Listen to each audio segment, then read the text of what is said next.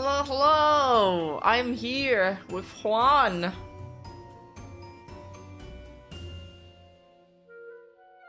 My YouTube studio's, well, let me fix that real quick. There we go. I'm here accompanied by Juan. He finally came back from getting cigarettes. Wait. Why don't I put him in the front? Let's make Con disappear.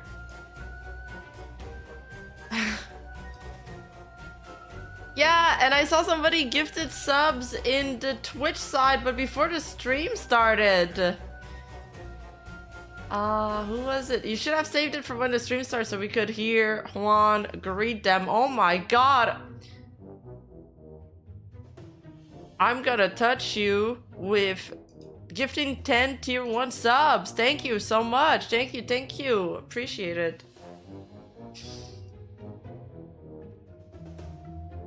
Yeah, he's back and he's going to read. Well, hopefully it works this time. When I tested it, it worked.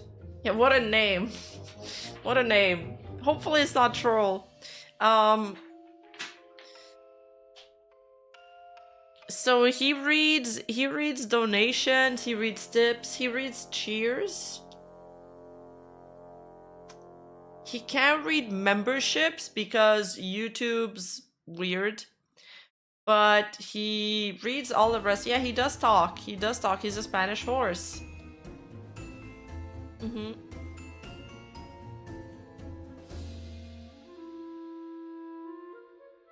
I think he reads out a few other things I forgot about.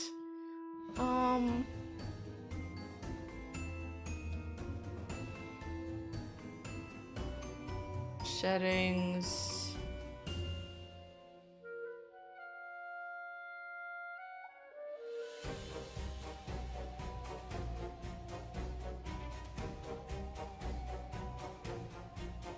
Yeah, he on YouTube he reads tips and cheers because like the program is not set up to read memberships gifts, unfortunately, but I mean we can test it out, but it didn't work for me. But he reads most stuff. Can't believe that one would do the precious squad like this. I'm almost to 9 months, Rima. You gonna take responsibility. Okay, so he does read memberships. Wait, that's great.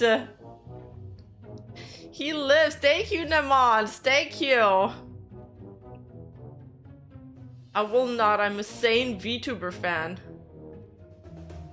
This one he didn't read. Why? I thought he would read it. Thank you for a resub. I wonder why that is.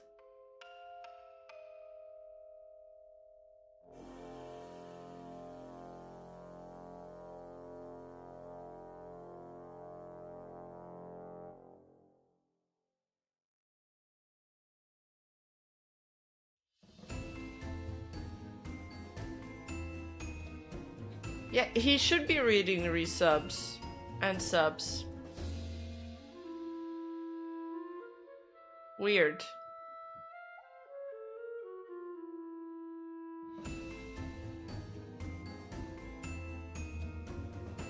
Yeah, that's weird. Okay. Oh, dang it. His voice is so cute, right?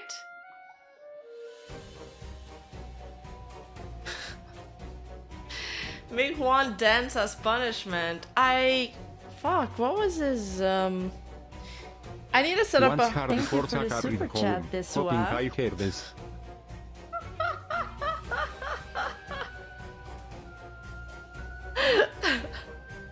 Some of the alerts kind of overlap. Let me know if it's annoying.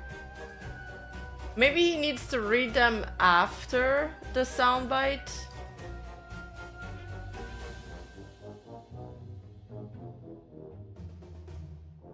I kind of love it though. My name is Íñigo Montoya. Thank you for the resubs, guys. I'm here for Juan. I don't know what the random fox is. This is cracking me up.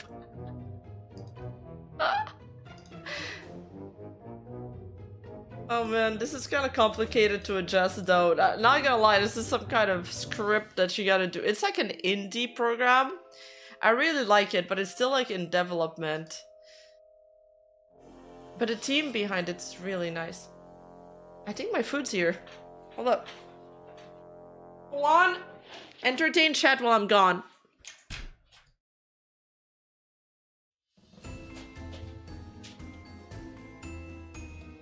There is no God, there is only Juan, for is the one and only.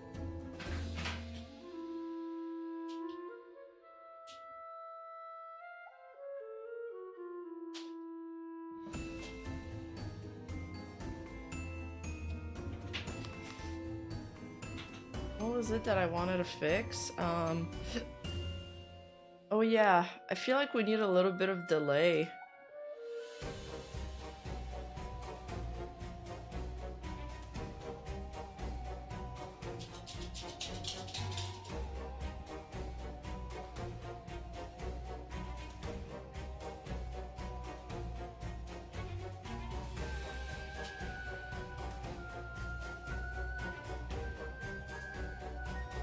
Yeah, I don't think we can do that. Yes.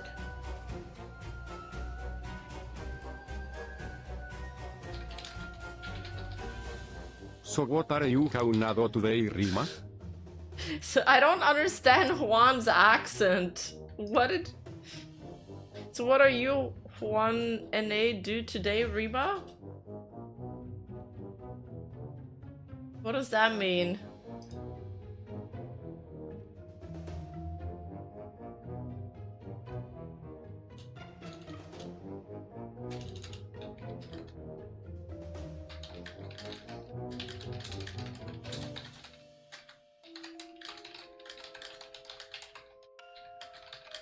I'm writing to like their support team. I'm sending them my questions live. We still need to tinker with it for a little bit. Any tips you can give for Heartstream Heroes 2025? What is Heartstream Heroes? There should be a redeem on Twitch for making Juan speak. I'm pretty sure you can set that up. But at the same time, I don't want people to spam it because it's going to be very disruptive for the stream. Juan's going to end up with his own channel. That'd be so fun. Should I go get my food?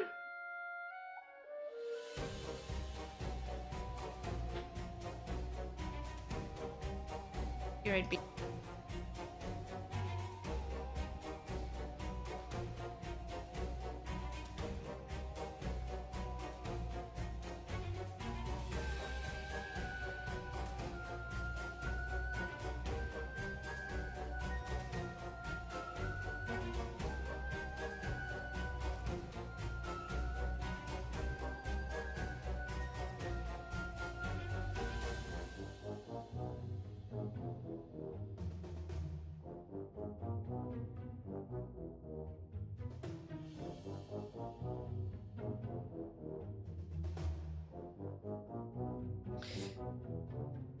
Oh, the charity thing. I don't know, dude. I've never done a charity before and I haven't made my call with them yet, so I have no idea what I'll do. I'm supposed to give something to charity. Chill. Yeah, I'm supposed to like have something to auction off. I don't know what it's going to be. I'm also going to be working a lot during the charity finally, so I'm not going to be as free as I thought I would be. So I don't know. I have no idea how that works. I still need to talk to them. So I can't really give advice on that. I'm also worried about it. I don't know. Never done anything like this before.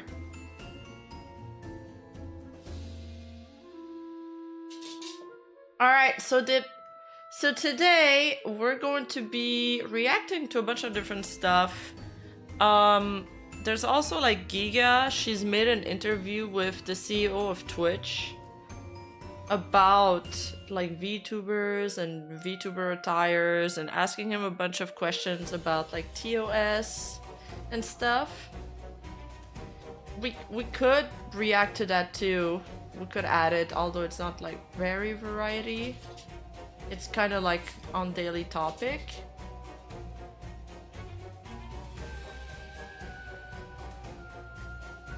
And besides that, we're just going to be reacting to community submitted videos. So if you are on the Reddit Cord or on Discord, if you aren't on Discord, join by typing discord.gg/Rima in your browser. And you can upvote and vote for the videos that you want me to watch today on stream. So I'm gonna give it a couple minutes so people like put their votes in.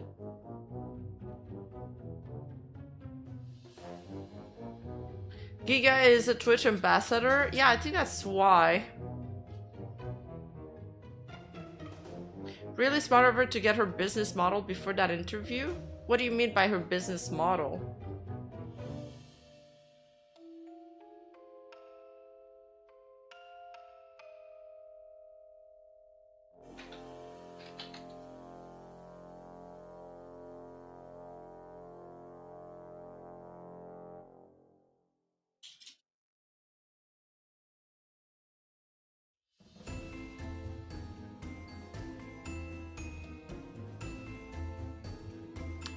Oh, her model in a business suit. Yeah, her business outfit. Yeah. My mind bugged out there.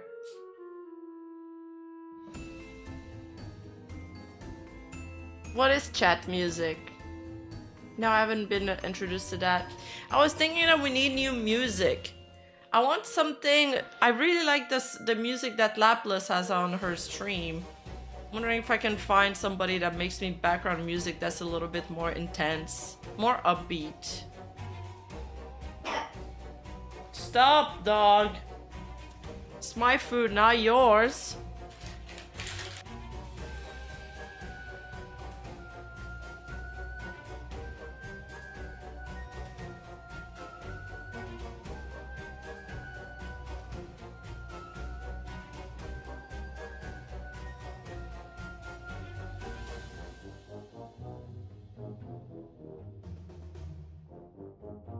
Guys, I need like a little furniture next to my desk because right now, all of my stuff, I'm putting them on my old desktop. I have an old desktop case and that's serving as a little table. It's not holding much.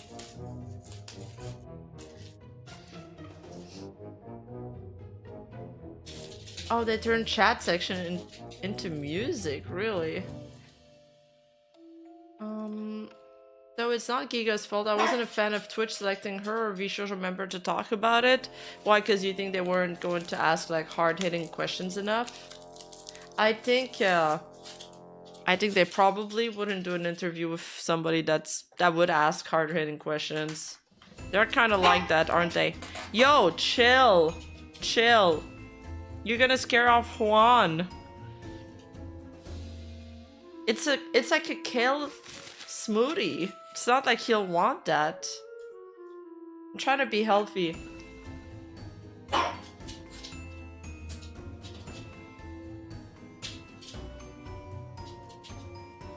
Yeah, no way I'd have invited someone who isn't like pro platform. Well, I still think she handled it pretty well. I mean, you're not gonna be like, well, fuck you, you're lying to me. You know, they'll never come back for an interview. You want to keep them. I mean, we can check it out. I haven't really watched it. I tried watching it, but then I decided to fix Juan instead. Rima, you a pizza or chicken type of fella? Well, that's a tough one. Is it fried chicken? I don't know. I think if I could, if pizza had less calories, I'd eat pizza every day. But as it stands, chicken is healthier, so I've been eating more chicken lately. But if I could, I'd eat pizza every day. Watch her stream right after the podcast if you're wondering where she stands. Did somebody clip it?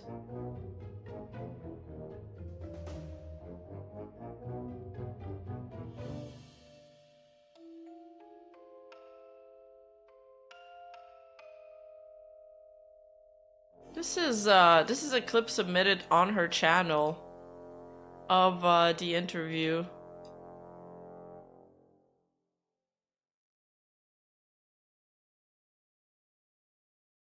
Question that I know a number of VTubers have, and Giga, you might not want to be the one to ask this question, or you might, but I will go ahead and ask the question that I know many VTubers have, and then answer it because I know it's one that's on many VTubers' mind. Is the whole question about our enforcement guidelines, the enforcement guidelines, the attire guidelines, and in particular the comparison to VR chat. Okay. Kibbles for Rima's mods fun. Thank you. Do you guys understand when Juan speaks? Because I can't. Yes, I was gonna ask. Okay, good. Yeah, good.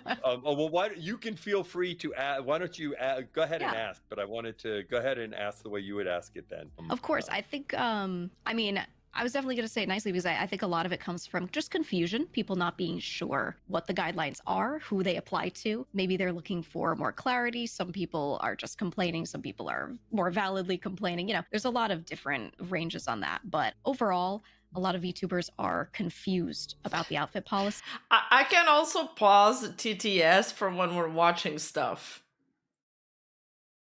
Or we can let these events happen and it'll be kind of funny. Maybe. I don't know.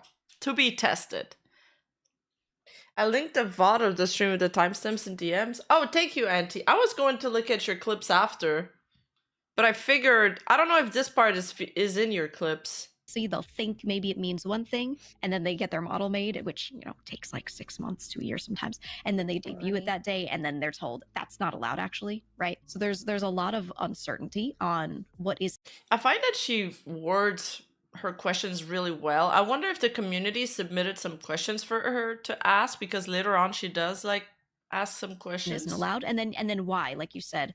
Why can a VR chat avatar look a certain way, but then this person who's using a model that they also use in VR chat not allowed to stream a video game with that or chatting, that sort of thing? Yeah. First, let me, and I think this is a good question. In fact, some of this I'll also throw out there is because you highlight one of the problems that exist here that doesn't happen in the real world that I'd love for us to find a better solution for. So first of all, when we published the enforcement guidelines, there was no change to our policy. In fact, part of what we were trying to do was sometimes people have to implicitly figure out what the policy is by talking to people that have enforcements. And what we were trying to do was to be clear about how we were, and we didn't change how we were enforcing it all around then. But of course, as we do it, that also then brings more attention to something that was already happening in terms of enforcements. Okay, but we didn't change anything with the enforcement guidelines. Now, our general policy is that we apply the same attire guidelines to a VTuber as we do to a person in terms of the clothing that they have on their body, in terms of covering their hips and everything else. And now I'm not going to go into talking through the nuances of the attire policy for humans because, first of all, I'm not the expert on all the nuances of enforcing the attire policy on humans. It's also something that is nuanced and you have to be. Wait, do you guys know is Giga like one of this VTuber ambassador, or is she a Twitch ambassador? Be very careful on, and we've tried to communicate what is our attire policy. Wait, Gunrun was a founding member of Twitch?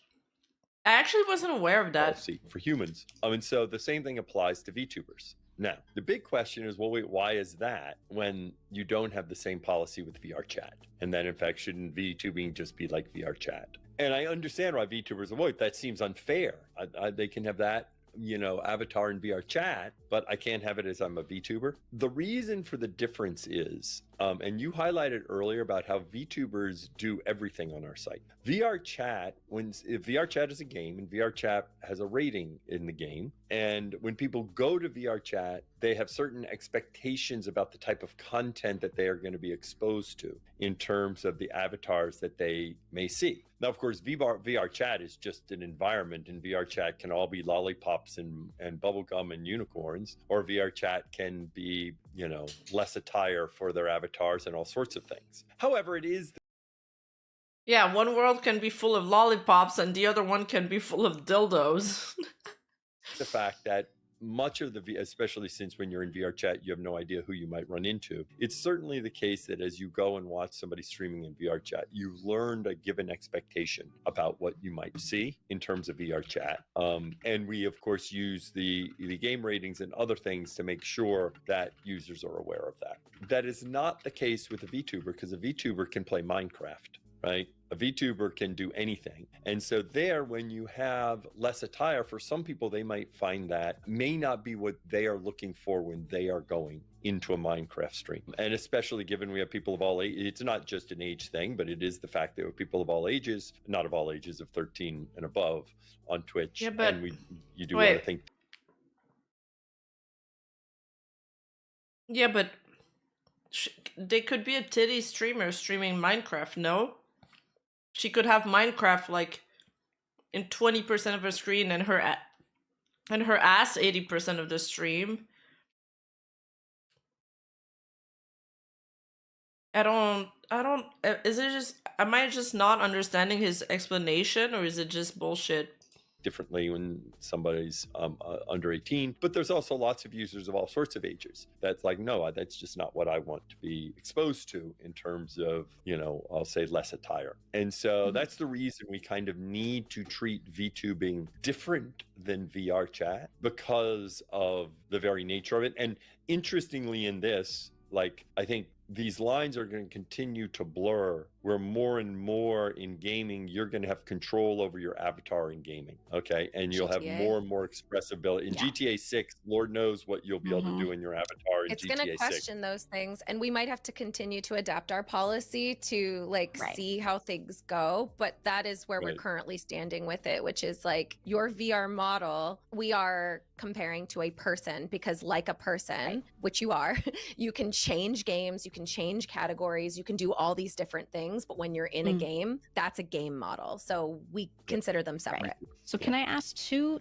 follow-up questions on that? Because I get what you're saying, Dan. Completely agree, right? Because at least when you're playing certain games, you have certain labeling and things, which I assume has a lot to do with advertisers and a lot of these other things, like just knowing, you know, what's going on the platform. Let's say, now I don't do this, you can see I'm covered head to toe, but let's say I wanted to get an outfit that was more revealing. I know, for example, I can go into the pools, beaches, hot tubs category and show it off there. What if I wanted to just be like that all the time? Could I, in the future, maybe consider having some sort of label or content classification that lets me do that, so that let's say people want to filter that out and it's not fully adult content, for example, but I know the nature of this outfit is what it is, and I want to just click a button and say, I want to do anything and be in any category doing this, but I'm not trying to be shown to, you know, the minors that might be on the site. Would there be a way to kind of meet in the middle there? I think so. By the way, you talked about the two different ways of doing this. One is labeling and the other is a category.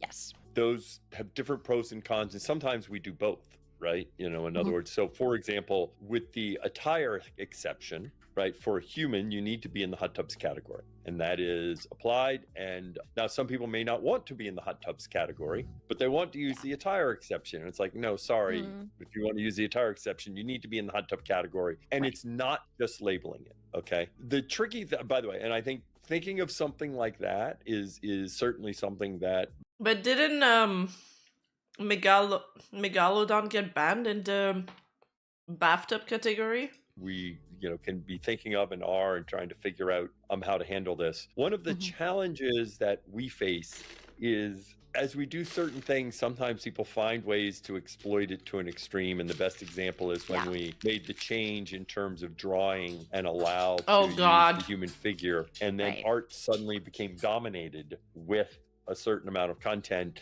And I will tell you that was Marina's fault. And others, but it was a movement pioneered by Marina, and it's crazy that they sided here, because of them, that's why we can't have nice things. They screwed up everybody. The thing that in general doesn't work great on Twitch is what I will call hybrid categories that have two very different use cases. And ASMR is an example of one such category. That ASMR has like two very different communities that kind of use ASMR and an audience that is different, but it's all within one category. Okay. So that's my one hesitancy about just labeling, because then it can create certain categories might become where 50% of the content in that category is labeled. And now you create what is a hybrid category in terms of the audience that it's serving. Whereas hot tubs, it's better because if you take hot tubs versus ASMR, hot tubs is not as much of a hybrid category because there are not a lot of people that are just streaming in hot tubs just because they happen to be hanging out in a hot tub and that's what they're just doing for the day. But I think It that sounds idea like is it's definitely managing expectations, really, is what you're pointing Yeah. out, right? Like, just okay, that makes sense to me. Yeah. And here's my we also just have like a world of like gamers, and they're min-maxing understandably what we put out there because they are looking for ways to still express themselves but stay within our terms of service. I get that. Generally what we want to try to avoid though is having such specificity in our rules that people are looking for ways to circumvent them, as opposed to what we really want, which is make sure that when you are expressing what you want to do, that your audience knows what they're in for. Don't tell me that you're Sailor Moon when you're gushing over magical girls. What does she mean by that? I saw this part the other day and I was like, I don't get it. What she's trying to mean by the Sailor Moon thing.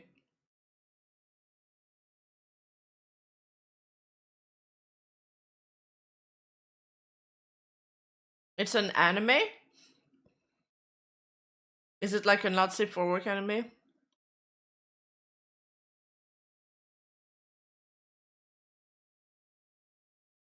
And it's like, I mean, I get that they're making the rules like subjective enough so people can't circumvent them, because it's kind of like when we made our Discord rules.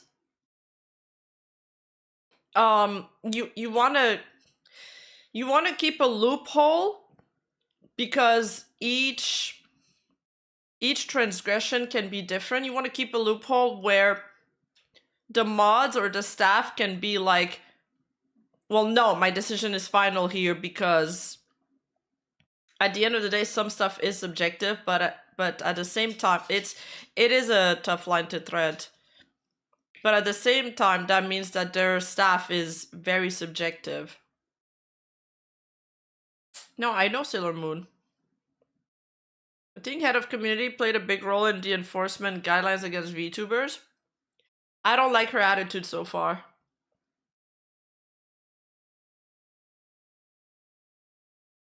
I feel like for a head of community representative, she's not very likable so far. We can tell, right? Yeah. Right. And by the way, that Gushing over magical girls is an ecchi anime. Oh, that's why.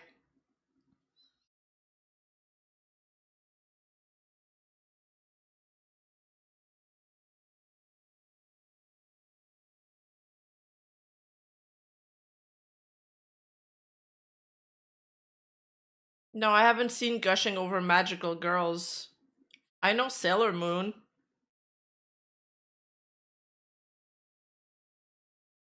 goes to, in general, whenever you have something that is sort of a little bit subjective in terms of the line, this is one thing that I see in chat a lot, think, oh, it's inconsistent. Okay. Well, another way to talk about consistency, suppose I had a black piece of paper and a white piece of paper, and I asked 100 people, is it black? Yeah, but I think the inconsistency is one problem. And then the rest of their problem is that their Twitch staff applies their own beliefs and political beliefs in their decision making. It shouldn't. Sorry, I'm eating at the same time. They should try to apply the rule as evenly and as objectively as possible. Like, even when we run our Discord, I know that everybody that I've chosen to moderate my Discord is acting in good faith when they're like, oh, this person, you know, sometimes we keep tabs on people that are more like being annoying or being a hindrance to the community. And it's like, yeah, this person's annoying. Let's keep an eye on them, but they haven't broken any rules yet, so we can't do anything about it. Like, the rules are there for a reason. They're kind of like your guideline. Black or white. Everyone will give me the same answers. Now, suppose I had chartreuse versus pick another color that is very close to chartreuse that many people may not really fully have a model of. Violet versus purple, right? Which are two different colors. To be honest, I can't tell you the difference between violet versus purple. And if I asked a bunch of people, is it violet or purple? That in fact, you'd have a lot of people that get it wrong. And that's because the difference between violet and purple is very small, okay? And especially as you... Wait, isn't chartreuse like yellow? It's like shades of yellow green, no? I don't think it's violet. We're talking about these things in terms of attire, sexual content, that sort of thing. It can be very subjective. And so in fact, as people try to move up to the boundary to get something as purple as possible, but still be violet. Okay, let's assume for a second, purple's not allowed, but violet is. But they want to be as close to purple without being it. You're going to have a lot of people that are going to call it purple, and then you're going to have some purple stuff that the rater's going to call violet, because it is not clear. And so what then ends up happening is you can find examples. Look, here's this violet thing, and they said it was purple, but this person was purple and they said it was violet. Oh my gosh. Okay. And the answer is that is the nature of this problem when you have highly subjective things, whereas in other areas... Yeah, but it's not just about the subjective decision making, it's the arbitral distribution of the punishment too. Let's say a VTuber has a lewd outfit, they'll get banned for a month if like a titty streamer has a lewd outfit or like a face cam on the butt, they get a 1-day ban and then they move on. It's not highly subjective. Frequently in terms of, you know, hate speech, it's pretty clear this person said this like horrendous thing. Right. And so I encourage people, if you're trying to get as close to the line without going over the line, and then sometimes you get caught for going over the line when technically you can say, but I wasn't over the line, and this person, I'm like, stop trying to live so close to the line. Okay. Now, you did highlight a problem that VTubing has that does not happen in people, is if somebody is figuring out their attire and they find out because they get a warning about their attire, well, they put on a different top tomorrow. Yeah. Okay. And that's easy. Okay. For VTubers, since it takes time to spend to get your model and get the attire for your model and all that, you know, it's like, well, shoot, I just spent a fair amount of money on this. Okay. And I wish I would have known this in advance. I wouldn't have spent the money. I would love if we had some way to... Yeah, but that makes even less sense. So why are they punished harder? Are we giving them longer bans so they have time to commission like a new outfit? I mean, there'd be ways, like if you get a warning for your attire on VTuber, there's ways for you to cover it up. You can, honestly, you can just put a square box on it for the next day. You just put something, just a layer that covers up the cleavage.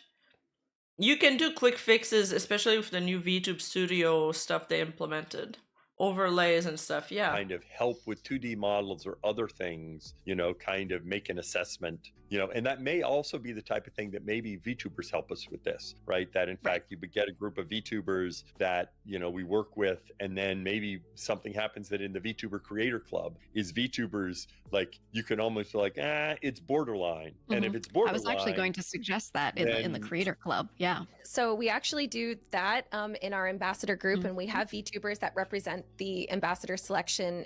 There's going to be more about this soon, but we really want to utilize our ambassadors as a way to help us get perspective from various creators. And ambassadors are meant to get sources because nobody's a monolith. So our ambassadors absolutely should be going to the creator clubs, getting broad understandings of like what those intricacies are, and then bringing that to us so that we can make better decisions for trust and safety. So we are absolutely doing that. I'm sorry. I wish I could like unveil this right now, but I can't. We're going to talk about it probably in like, I think. So, okay. This is going to be a tough take, but I feel like Twitch wants people to work for them for free is what I'm hearing right now. They're like, yeah, they have the ambassadors, then they have the creator club. They're making the creator club constituted of several VTubers that they've opened up for everybody. And then Big tech companies the trial by Gacha was a warning to a blueprint for rules. I hope one day we get clear logical rules. Also love Juan menor que tres. thank you. Yeah, the Trial by Cafe was a really good book. I don't really remember it though. I probably need to reread it again. Yeah, they want the Twitch ambassadors to take time out of their day to go listen to the Creators Club feedback and then report it back to them. Just do it yourself. I don't know. Why does it need to be so many people working? It's like a pyramid scheme of people working for free under them. Yeah, the horse talks now. I fixed him. I think in our open letter we'll be talking about some of this stuff. Good. For sure. All right. Well, Mary, you know what we should do? 'Cause have there to are a get to ton of our Q&A, questions. Dan. Yeah, that's what I was going to say. So, Giga, this has been sorry. great. Yeah. Thank you for coming. And looking forward, we should do a stream together sometime, whether it's in my Absolutely. VTuber character or not. So maybe we we'll need plan- VTuber Dan back. We need him back. Yeah, I know. All right. Thanks, Giga. Thank you. Thank you so much. I get to. Wait, what is this? Giga plus Switch how to be a VTuber in the future. Maybe let's look at Auntie's clips instead.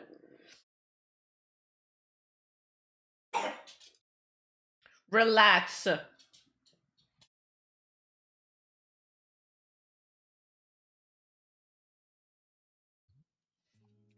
So first of all, when we published the enforcement guidelines, there was no change to our policy.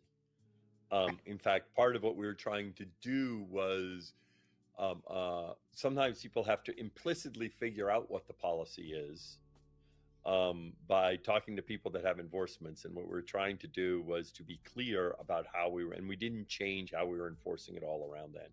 But of it's all the stuff we just watched. course, VR chat. Can I ask two follow-up questions on that? Because I Trying to figure out how to handle this. One of the thought for going over the line when technically you can say, but I wasn't over the line. In this Oh, yeah. It's just an Okay. environment in VR. Okay, you're right. You're right. It's all the stuff we just watched. I'm a little bit disappointed because I thought it'd be more of a discussion where Giga, like, how can I say this? Not pressures them, but at least brings up some topics that VTubers are worried about. And she kind of did. But I think his response is what disappointed me more, because instead of being like, yeah, we hear you when we're looking into it, this is our conundrum, this is why we can't do this, but we do think it needs to change. But instead it was just like the opposite. It's like, instead he's basically doubling down and saying like, the rules are the rules, this is why it's like that, and that's it, that's all.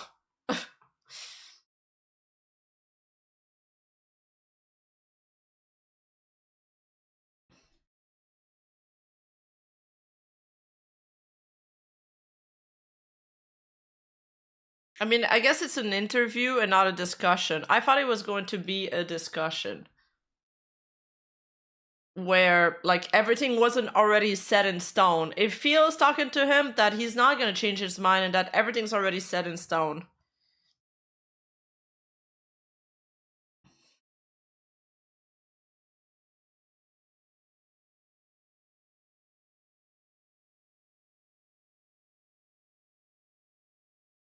Yeah, I feel like he didn't say much. He didn't say much, right? Like, he...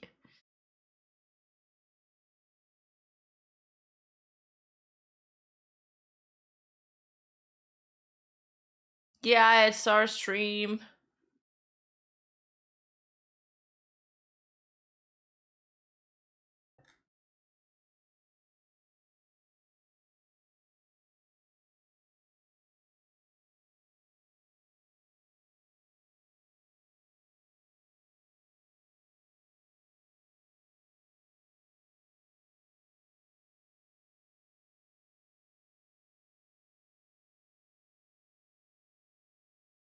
Man, I couldn't find a React channel in my Discord. It took a while, sorry.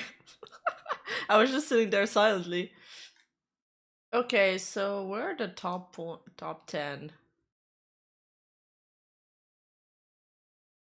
Okay, there seems to be some interesting recommendations. There seems to be some really interesting recommendations today. Hi, sorry for the late arrive. Did I miss something? No, you didn't miss anything yet. We haven't started reacting. We just were looking at the Twitch stuff. Whoa. Chill. Okay, so this video is called Man vs. Women, How Online Friendships Differ. And it was submitted by Taser X from Discord. It's the #1 submission we got. So let's check it out. I assume that they should have a place to send your outfit to be reviewed before you stream. I feel like they're gonna outsource that to the creator club or somebody working, like doing volunteer work for them.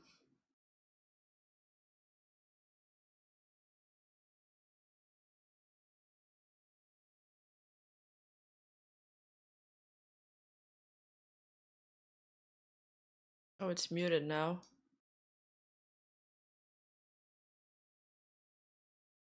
All right. Female versus man friendship. So men try to get women to stop gossiping back in the day because it was sharing information so they would know what's going on. Yeah. So gossiping is how we take down the patriarchy. No. Grow up. Who you surround yourself with is who you become. So I like to keep my circle small. That's why I don't spend time with my kids, because they're not innovators. They're not hustlers. They're not making moves. I want to be her, but she's the problem. I feel like I can't go to a basketball game without spending at least one full period of it being like, and then they make this into an ice skating rink. Is that no? Blue lock is soccer. Never mind. I just fully stopped sleeping. It's like keto. Once you get past that first week, you're in a whole new reality. And I stay focused. Part of the main reason is I can't see more than 3 feet in front of me at all times. Wait, is there someone else here?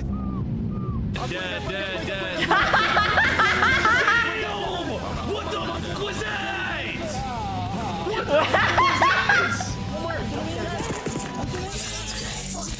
Wait, so far I like the men's side way more, except the convicted felon part, but they're playing video games. Of course we're gonna like that more. I'm 28. I'm getting too old for this shit, man. Jugar a Call of Duty en el mando de la Wii es una locura. We're still doing that thing where we don't get on Friday Night Funkin' unless it's Friday night. That was good. That was good. Yeah, the ladies were talking about keto and stuff. The boys are just raging in video games. I love that there was one guy speaking Spanish. As you know, you're online gaming with people from all over the world, of course. Makes sense.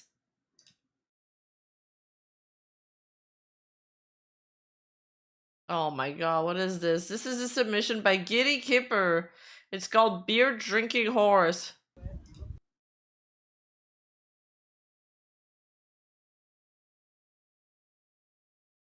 Don't give beer to your pets.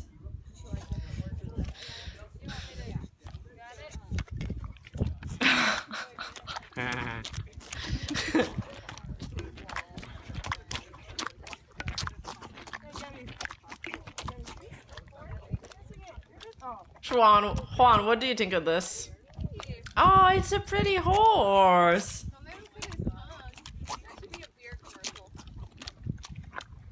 Good horsey.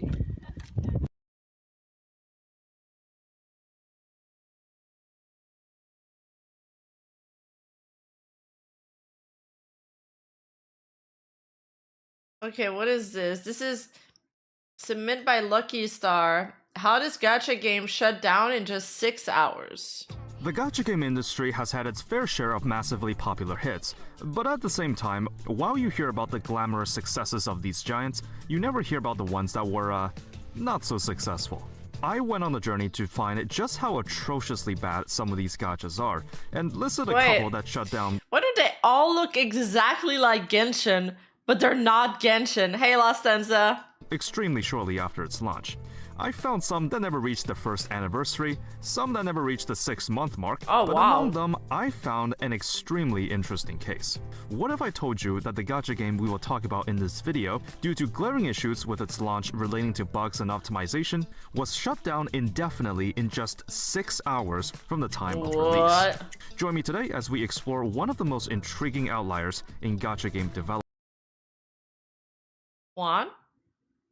Juan, we received a I super like chat. cracking a cold modelo with the voice. I also like cracking a cold Modelo with the boys. Modelo is my favorite beer. It's so good with a lemon in it. Oh, so good. And explain why this one innocent title from an indie studio had its life cut extremely short. I wonder if it's going to be that gacha game that would do these ads on Twitter that where the art looked really good, but then the in-game like mobile app was dog shit. Do you know that little arrow right beside the CC? Did you know that little arrow right beside the 200 button is the toggle to disable autoplay? Really? Did he say lo siento? Wait, this? Oh! It's that easy to disable autoplay? Wow, wait, my life just got easier. Wait, no Let's way, start from thank the you beginning. for that. It's only fair that we introduce the players to the stage first. The name of the short-lived gacha game is called Immortals Muv-Luv Alternative. I know 90% of you are thinking, what in hell is a Muv-Luv? Well, sit down, because we'll be here for a while. I know Muv-Luv! Muv-Luv is a trilogy of visual novels released El Yalime modelo slap. Thank you, Marcanus. Hey, Rim, are you ever gonna make a VTuber model of that purple pony? You mean Juan or the other one? Like me as a pony? I wanted to. I think I put it in the... I don't think we reached a goal for it. It's kind of expensive, so I gotta save for it. But Juan is technically a VTuber model of his own. I'm pretty sure I could load him in as a model and have my face tracking on him. I'm not sure. He wouldn't be like as complex as my main model, but yeah, he's a model technically. I just loaded him in as an item. 2000s that capitalized on the craze on dating sims in the mecha genre for its time. The full story is split into 3 different titles: Muv-Luv Extra, Muv-Luv Unlimited, and Muv-Luv Alternative. Each are direct sequels to the previous, and while you might just dismiss this as another cash grab of its era, Muv-Luv Alternative up until 2023 was the highest rated visual novel of all time according to VNDB, the largest database for visual novel media in the West. Even toppling all-time classics such as Steins Gate, Clannad, and Fate. And also he follows my mouse movement and he has a few toggles. I just haven't taken the time to set him up yet, but he dances and stuff. I think I've shown you guys that once. Is it that? Horse wiggle. Oh, there you go. And that's the only one I keybinded. Juan dance. Look at him, he's so happy. With his little bloomers. Kiat! Look at that Kiat! Yeah, shake that thing, Juan. Stay Night. This title is a big deal to the visual novel community, having received overwhelming praise and slated as a must-read by some fans of the medium. Even Hajime Isayama, the primary manga artist for Attack on Titan, stated to have received a lot of... Wait, Muv-Luv was a huge influence on him? On Attack on Titan? I think I've had Muv-Luv on my... I don't know if I have the game or if I had it on my wishlist for a long time, but I've never played it. The only visual novel I actually played was Doki Doki Literature Club. Influence from Muv-Luv. What's even more surprising, I read it. The entire trilogy. Back in my college years, I used to have a visual novel craze, reading all the highest rated titles I could find, such as Umineko, Kyle's Child, Baldur's Sky, your legend if you know It's these, brutal? by the way. I had a lot of time on my hands, and Muv-Luv, after having seen all the praise, was also one I decided to tackle. I'll be giving a brief overview regarding the trilogy. There will be no major spoilers, and I will only include details I think will be critically important to know about it in this video. The Muv-Luv trilogy is written by a company More named like Fapluv. Fapluv? Okay, thank you. Yeah, that's nice commentary, Juan. Fapluv. Aj, a Japanese visual novel studio that has had its fair share of works released dating all the way back to 1999, with their works primarily consisting of eroge, which is just a visual novel term for erotic game, or 18+ dating sims. Very standard stuff for its time. I should have known that. Was their crown jewel back in the days. In order to find out what the big deal was with Alternative, we have to start from the first entry in the trilogy. Muv-Luv Extra. Released on February 28, 2003, Extra features the main protagonist, Takeru, a carefree, video game-loving teenage boy attending high school in modern-day Japan. Well, modern in the 2000s at least. His personality is as plain as it gets, very typical from something like a harem anime. He spends time with his childhood friend Sumika, who happens to live next door and can talk to each other from their bed. Juan reads the super chat and he reads the resubs messages now, which I kind of like. I think it's funny.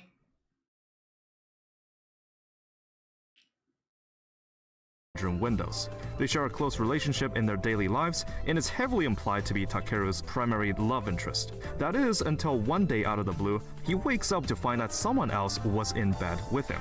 It was Meiya, the sole heiress to the Mitsurugi Group, one of the largest corporate conglomerates in the world. Taken aback by this revelation, Takeru had some explaining to do to Sumika. But what on earth was one of the most powerful figures in Japan doing in this random teenage otaku's room? The story of Extra essentially follows Sumika and Meiya as the two main heroines. And alongside the rest of Takeru's harem, we have Chizuru, the diligent class of head, Kei. But they have the old anime style that kind of looks like Hunter x Hunter. The quiet. Why is his name Joanna? It's Juan. Juan. Miki, the outgoing lolly whose hair can cut fruit, and Mikoto, who is a trap.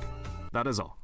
The overarching story of Extra is extremely run-of-the-mill. Doesn't read the donations though? No, he did read the donations. He read one earlier, and he read the super chat too. School events, class field trips, club competitions. It's your usual rom-com trope where you dedicate to a character's story arc and... Juan? Those character designs are teleporting me in time. Yeah, me too, Juan. Me too. Thank you, Royal Onion. Learn more about them. It's a lighthearted. Mi cabeza entre las pechugas de Meiya y hacerle What does that mean, Azehara? Well, thank you for this insightful commentary, Juan. Comedy where wholesome things happen, and that's really it. It's so plain it's scary, almost as if something sinister is about to happen. Before I continue with Muv-Luv Unlimited, I will be spoiling the ending of it, but will not go into too much detail. This is because I think understanding how Unlimited ends is vital to understanding the context of Alternative. But if you prefer to keep the surprise for yourself, you can skip to the following timestamp to go straight into the overview for the next title, which I will not spoil. The next entry in the trilogy, Muv-Luv Unlimited, will unlock when you clear both Sumika and Meiya's story routes. They are packaged together in one game, which is just named Muv-Luv on Steam. In Unlimited, Takeru wakes up as usual, except to his surprise, nobody came to wake him up, which is how it was in Extra. Opening the door outside, he finds that the world seemingly has been utterly obliterated. His cheerful, romantic high school lifestyle, now in ruins, it's a war-torn wasteland. No, Kiwasa, he did read your super chat earlier. I mean, your tip, he did. It's just that it overlapped with the sound of Marine saying, "I'm horny," so it covered half of his speech. That's why I was trying to figure out how to delay him talking. Or I could remove the audio from the alert. As far as the eye can see. Feeling lost, Takeru runs to where his high school used to be, and unexpectedly gets detained by armed soldiers. He is brought to Yuko, who was a professor in the Extra universe, and was explained that this version of the world that he woke up in has been invaded by an alien species known as the Beta. They have ravaged the planet, and every effort to fight against them have been fruitless. Takeru's high school, now repurposed as a military base, is researching researching a secret weapon to take the offensive in this losing war, codenamed Alternative 4. Takeru is then assigned to a squad of troopers, unexpectedly consisting of his harem from Extra, except for Sumika. She is nowhere to be seen. This universe's Maya and others, having no idea who Takeru is, decide to take him under their wing, conduct training sessions, combat practice, and rebuild their bond together as squadmates. This version of Takeru, grossly out of shape, struggles to keep up with his tasks in training, and can't help but feeling that he took his cheerful, worry-free life for granted. Combat against the beta is primarily done by suiting up in giant mechanized robots called TSFs, or Tactical Surface Fighters, and taking control from within. Having conducted many training sessions in these clunky heavy suits, the gang was just about to battle betas for real until an announcement came over the speakers one night, requesting all personnel to evacuate. A panicked Takeru scrambles into Professor Yuko's office, demanding an explanation, only to find that she is drunk out of her mind, and can only utter the words that she has failed. Alternative 4 did not succeed. As a contingency plan, the operation known as Alternative 5 has commenced instead. Reluctantly following along, they soon realize the result of their predicament. There is no hope left for humanity. There is no way to win against the beta. The plan of Alternative 5 is to scrounge up the last of humanity and blast off to another colony. Isn't this supposed to be an edgy visual novel? I'd be like, the girls are like, oh, we're not gonna be able to win our mission. I don't think there's any hope for humanity. Okay. So can we have sex? Like colony leaving Earth behind. This is the somber tone that Unlimited ends on. The very non-ending, if you will. And now, we move on to the big one. If you look for the description of Muv-Luv Alternative on VNDB, it reads, "A destiny tossed about in an insane world, a flame of fire blazing forth in a dying world, and now one more future that is spun. This is the alternative ending unable to be told before. A very great, a very tiny, a very precious tale of love and courage. Even the Steam page hypes it up as something once in a lifetime. Okay. This is the crown jewel of Aj as a company, and the title that will conclusively seal... maybe it seems like the storylines are like really good. Maybe I should check it out. Love Alternative is one of the best stories ever written, released on February 24, 2006. In Alternative, Takeru wakes up in the same dilapidated room, opening up to the same ruined city. But this time, he has retained all of the knowledge from the previous world, and realized that he can make a difference this time. With skillful understanding of combat and intel, he must help this version of the world achieve victory for the first time in this hopeless battle against the beta. What on earth was the secret weapon known as Alternative 4? Where is Sumika? And what is the true origins of the alien invaders? What you'll find in this 30 to 50 hour journey is a gripping tale of political feuds, coming of age, and thrilling mecha combat. Alternative is a far cry from the slice-of-life rom-com from Extra. It does a complete 180 on its genre and throws you in on a world that is unbelievably well written. The stakes are as high as ever, as characters literally die in this, and I'm even afraid to reveal what the alien betas look like, as I think it's a bit of a major spoiler on its own. If you do plan on getting into the franchise, even though I've gone over an overview of Extra and Unlimited, don't just think you can head straight into Alternative. As plain and generic the previous two entries are, they have vitally important character build-up and can ease your way into understanding them better. Whatever you do, do not watch the Muv-Luv Alternative anime. It is terrible and loses out on a lot of the charm the visual novel has. You guys keep hyping up the anime. He's telling us not to watch it. With that out of the way, we now have a basic understanding of the history and impact that the Muv-Luv franchise has had, and we are ready to dive into Immortals Muv-Luv Alternative. I like the art of this itself as a company called Anchor. Yes, only the A is lowercase. And after realizing the massive success of the Muv-Luv franchise, they wanted to branch out and create spin-offs and other projects to expand the universe. Now, there have been multiple other visual novels released after Alternative, but without spoiling too much, Alternative has a bittersweet but conclusive ending.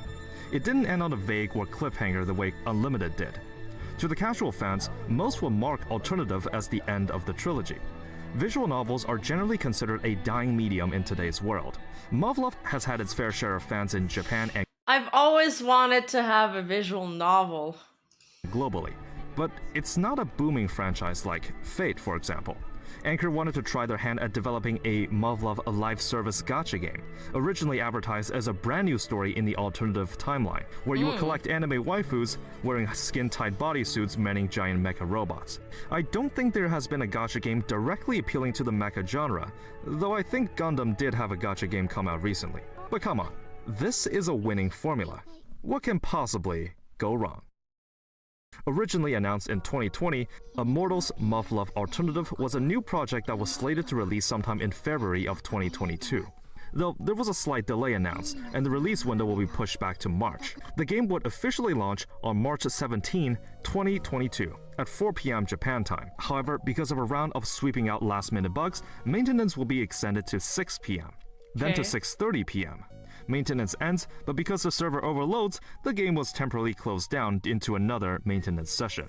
Devs announced it will take longer than usual to They're just not used to running multiplayer servers. address, and finally, It's not the 24 same. hours later, the game would at last reopen on March 18, 4 p.m. This is the beginning of the 6-hour lifespan that the game had. And while we're talking about its launch date, let's see what the game is about anyways. So Immortals is kind of like a twin-stick shooter, more of a single-stick shooter actually, where you assemble a squad of 4 members and you move around a map. When an enemy enters the attack zone, your team will automatically fire at them, and there's some cool skills you can use as well. Obviously, this version of the game can no longer be played, so the footage I gathered may not show the best results, as they came from external sources. During its first couple hours, the game received generally okay receptions. Looking back at the aftermath of the shutdown, players were satisfied with the art style and the idea of the Muv-Luv universe being expanded. What they weren't so satisfied were, well, for one thing, the SSR rate was 1%, with no pity system. Even 2 years ago in 2022, this was not a good idea. Genshin Impact had already released, which was a huge turning point for the gacha industry, and with the pity system being pretty And like, Genshin Impact looks clean, man. It looks clean. How much is the pity system in Genshin? much Just the to norm compare? these days, it's clear that the game wanted to capitalize on the dedication of the franchise's fans. Bro thinks he's FGO, but I'm sorry, because only FGO gets to be FGO. The cherry on top... Huh? I don't know his reference. Who's head FGL? FGO. Who's FGO? But I'm sorry, because only FGO gets... Is that him? Is that FGO? Oh, Fate Grand FGO. Order. The cherry on top, the chance for the rate-up character is a... 1%? What is this Mijisanji talent stats? I love that he said it in Spanish. He's like, 1%? What is this Nijisanji talents cuts? True. 50% coin flip versus FGO's 80% or formerly 70%. Gee, rate-up that's chance. so much better. This is literally worse. I This would have is immediately dog dipped out shit. as soon as I saw that. The story was also not voiced, so only from the combat lines can you hear what the characters actually sound like. There's no character profiles or interludes, so while longtime fans will know you the lost? iconic Meiya... You lost your Fate Grand Order account? Oof. You could probably, like, recover it, right? or Takeru, newcomers could not find more about the units they were pulling for. Aside from that, the game had its fair share of bugs, and obviously as a live service, you can kind of brush it under the rug as it's expected that these bugs will be ironed out later. So there's that. Something else I should mention is that Adge, or Stop, Blastenza. What the fuck is wrong with you? Anchor, is not experienced in developing live service games. With Immortals releasing exclusively on mobile, they could kinda get away with not implementing some security features since Google Play or Apple can kinda safeguard it. In any case, the bread and butter of any gacha game's revenue is through the purchase of the gacha currency needed to pull more on the virtual slot machine. This is the primary way for any gacha to make money. To Yeah. any game, this is your golden goose. You gotta lock up that currency tight and take the best security measures to prevent any hackers or exploits from rolling on that sweet gacha. True. Otherwise, there will be no point, and some players can just get away with all the shiny characters for free and... Oh. A bug. A nasty one. At around 5 p.m., 1 hour into the game's launch, a critical bug was discovered that since the game lets you use a guest account to begin playing and migrate that into an actual account later, if you just kept restarting the game and keep making new guest accounts, then the gacha currency you had from the previous guest account would carry over to the next, which broke the economy, which rendered the entire point of making revenue on the game completely pointless. The same bug will be discovered on Apple devices later, around an hour and a half later at 6:30 p.m. As you might imagine, Anchor was not pleased with this outcome. In an attempt to deter people from using this exploit, keep it doing your... Thank you, Kopanuvic. Thank you for the big compliment. That's huge. Thank you.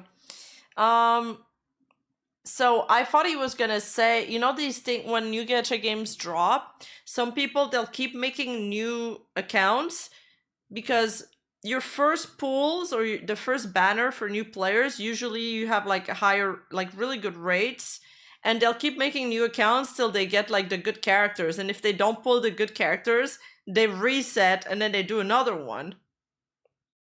I thought this was going to be it, but no, it's much worse. It broke the in-game economy. They tweeted that any users found guilty of the act would have their account banned.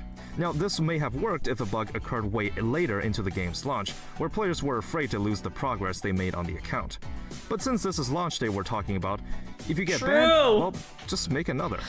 On the same night of March 18th, at around 10:30 p.m., the game entered emergency maintenance, with no definite end time. Emergency patch note. A tweet stated that in order to address some critical issues, there's a possibility of maintenance being performed for an extended amount of time, and that it was unlikely it will be resolved in the following 3-day holiday. Well, we now know that this would mark the end of Immortals Muv-Luv Alternative. An apology stream was aired, refunds were issued, and that is how this game would rise and fall in just one evening. Now, why didn't they just fix it? This maintenance period would not last 3 days, not 3 months, but 1 year and 4 months. The game would eventually be relaunched under a separate title, Muv-Luv Dimensions, with the core gameplay loop intact and all the critical bugs fixed. Dimensions released in Japan on July 11, 2023. It's still ongoing right now, and recently they just announced a collab with... They haven't even added anything. 86, which I thought was pretty cool. The game This is some Niji Sanji delays. isn't swimming in popularity judging by the amount of views and interactions on their YouTube channel, but it's definitely enough to keep afloat for now. But in terms of the original Immortals title, that version of the game is now just a distant relic of the past. So, let's talk about the aftermath of this how to kill all of your game hype situation. What on earth happened? Why did a game-breaking bug like this slip through testing? Well, for one, there was no testing. See, in early 2021, Anchor released a video on their YouTube channel outlining their plan for the year. They foresaw that it was going to be a challenging 12 months for the indie company. Because if you look on the chart, they announced a lot of different projects, including the sequels that will round up the Muv-Luv franchise, Resonative and Integrate, which have not released yet. There's Project Mikhail, a single-player mecha battler with a similar feel to something like Armored Core. This is actually available on Steam right now in early access, though since there seems to be quite a number of issues with controls and general responsiveness, I doubt this project will ever be finished. There's also something called Muv-Luv Verse, which is advertised as a virtual theme park web project where you can interact with the characters that's viewable on PC or mobile. Good luck with that. You can see that with all these different projects. I would rather play that. Is it like a roller coaster tycoon, but anime waifu style? I'd play that. Getting a quality product out there within such a short time was a bit of a tall order. It was their first time developing a live service game, and apparently they've never bothered with QA or testing. Or maybe they should have called it beta testing. Even as of now, Muv-Luv Dimensions is sitting at a fairly comfortable spot, though the release of the gacha game was not received well by all fans. In a tweet before Dimensions launched, one of the major figures behind the project said that the continuation of the Muv-Luv franchise would ultimately depend on the success or failure of the re-released gacha. This was not a good look, at least in my opinion, as they're essentially holding the game hostage and demand fans to support the gacha game so that the main visual novels can continue, or just let their favorite franchise die out. Look, We live in an age where sequels are milked to hell and endings don't actually exist anymore. Why bother inventing a new idea when you can just capitalize on what's already popular? As some Reddit users pointed out, this was a lose-lose situation for Muv-Luv fans. As if the gacha didn't succeed, then it will be the end of the franchise. If it did succeed, then there will be no reason to invest in anything else except for this cash cow that gave them. I'm tired of the gachification of everything. You know how League of Legends is now like gachaing everything? They're trying to milk everybody for every cent so they can like finance Arcane. I don't know if they're actually trying to finance Arcane. All the money in the world. To my understanding, based on the footage I saw of Dimensions, the story is still not voice acted, the gameplay is relatively unchanged for mortals, and the UI work is just okay, I guess. The game is getting by, so I suppose there's no harm in it. And that's kind of the end of this whole debacle. It's crazy to think that a game could only exist for around 6 hours before never being able to resurface again. The Muv-Luv franchise, at least in terms of the original trilogy, is something I absolutely do recommend if you have the time for it. It's one of those works that flies under most people's radars, because if you really pull back and discover hidden gems like these, it might just make you understand why Muv-Luv is so highly regarded, and why this flop was such a big deal for fans. So the next time a gacha game releases, pay attention on launch date. You just might discover something as bizarre as this. That's all for today's story. If you enjoyed the video, leave a like, and if you want to stick around for other outlandish stories in the gacha industry, stay tuned for more. Thank you for watching, and as always, have fun with the game.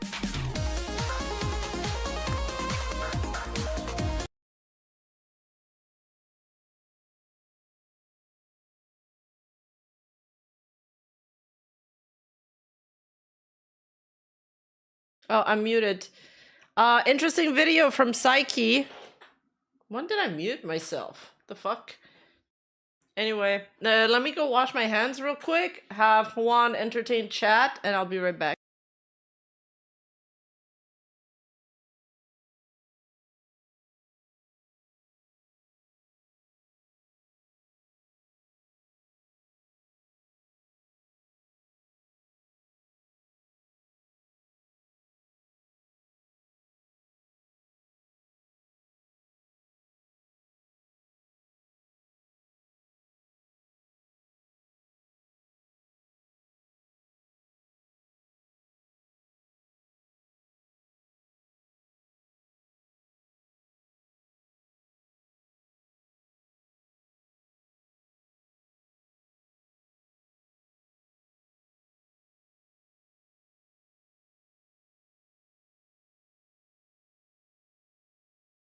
Okay.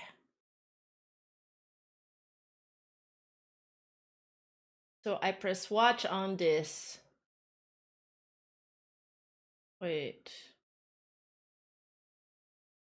Yeah, watched.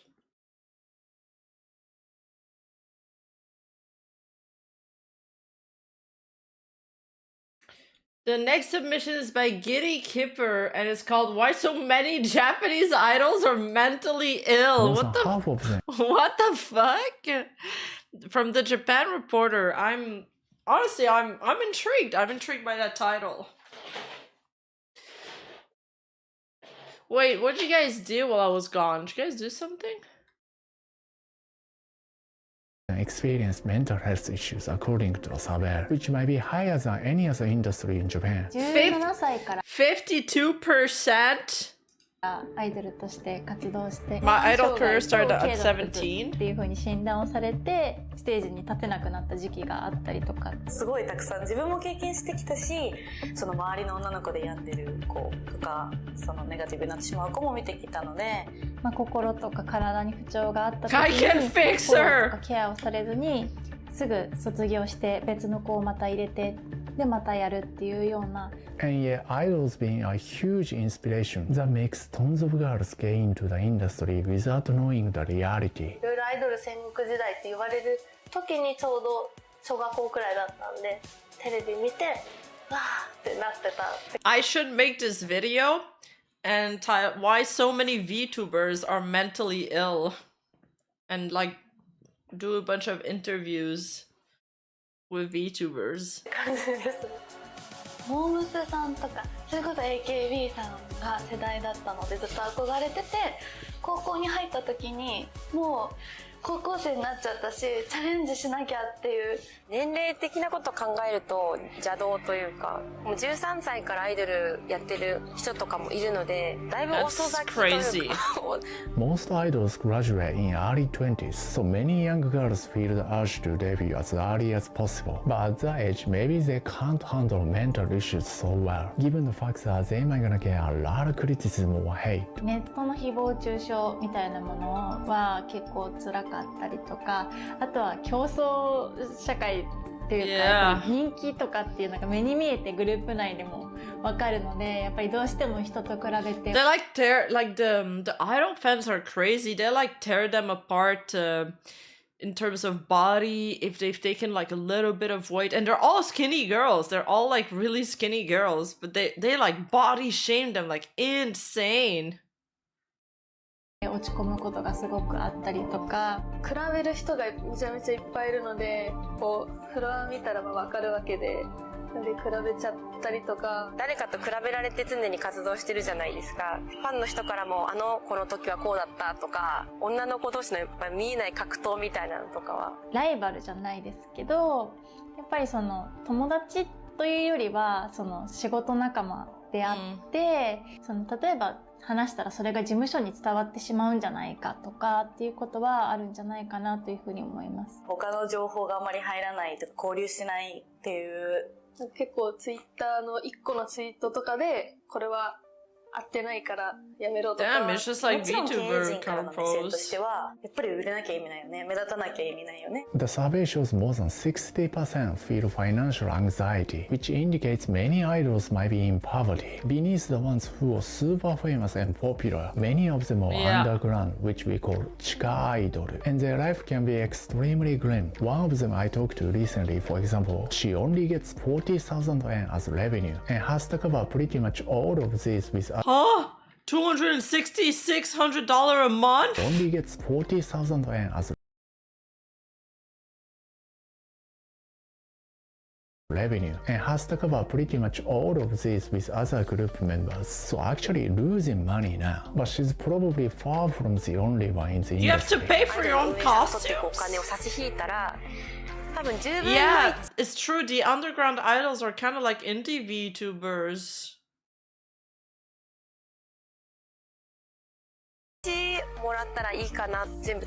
Or like black companies indie 努 corpos. 力に対する数字のこう対価とかでちょっと大変だなと思うことは。なんかその低くても文句が言えないというか言わない環境、アイドルだけで食べていける人なんて少ししかいないっていうのは多分アイドルやってる誰でも分かってると思うので。 Japanese idol might suffer not just mentally but physically as well. It's often the case where this damages your body a lot. やっぱり自分の見た目、過度なダイエットで疲労骨折をしたり生理が止まる。 I remember like one diet that was popular among idols was the one rice cup diet.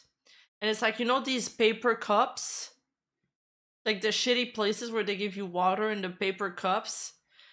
They would eat one paper cup of rice per day and nothing else.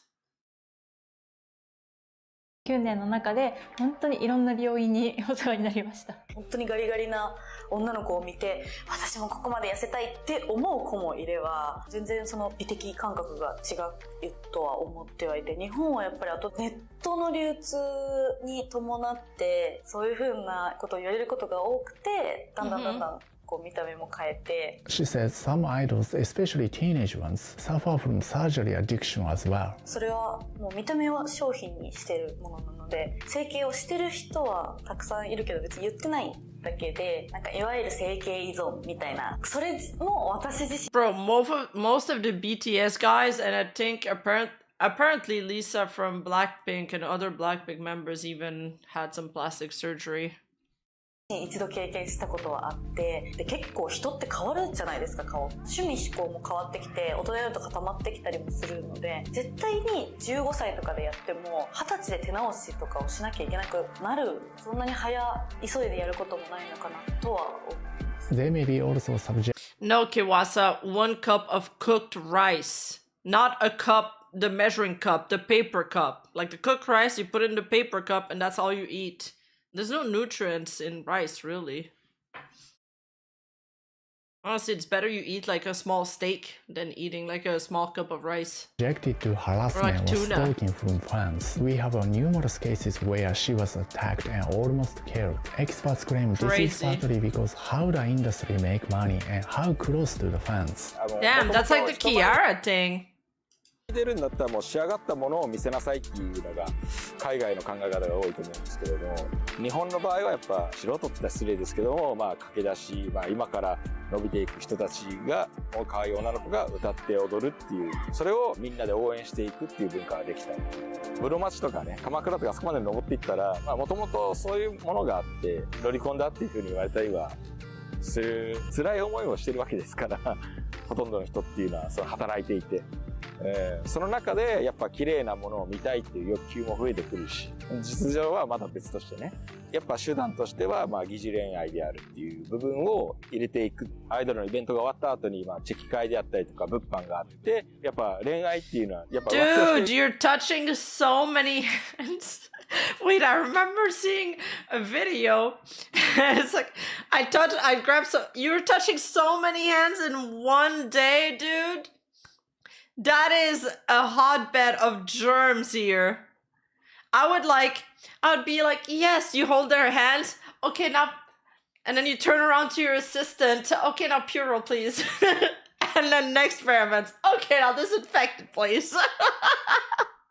みたいになっちゃうのが、その身近なアイドルっていうものがいるっていう、そういう部分のところで、まあ病んじゃうっていうのもあるし。まあでも、その分の、この、向かい風みたいなのもガーンってくるので、そこはちょっと大変なんですけど、こうもっとしっかりしなきゃじゃないけど、自己成長はすごくしたかなっていうのと、自信につながったりとかはすごいありました。Stop! You guys don't know where those hands have been. But if I was on the other side of it and I met my idol, after I grabbed her hand, I would definitely lick my hand. You gotta remember the flavor.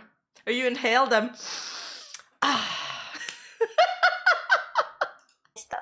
大変なんですけど、でもその当日ステージ立ってお客さんがこう見に来てくれて、なんかアイドルやってよかったなって思う瞬間です。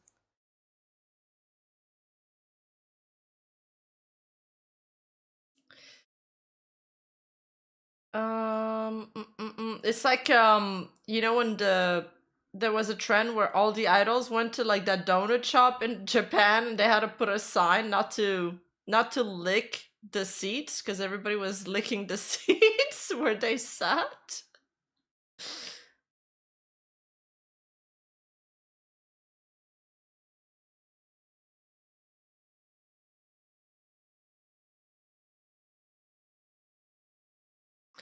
No, you guys misunderstood.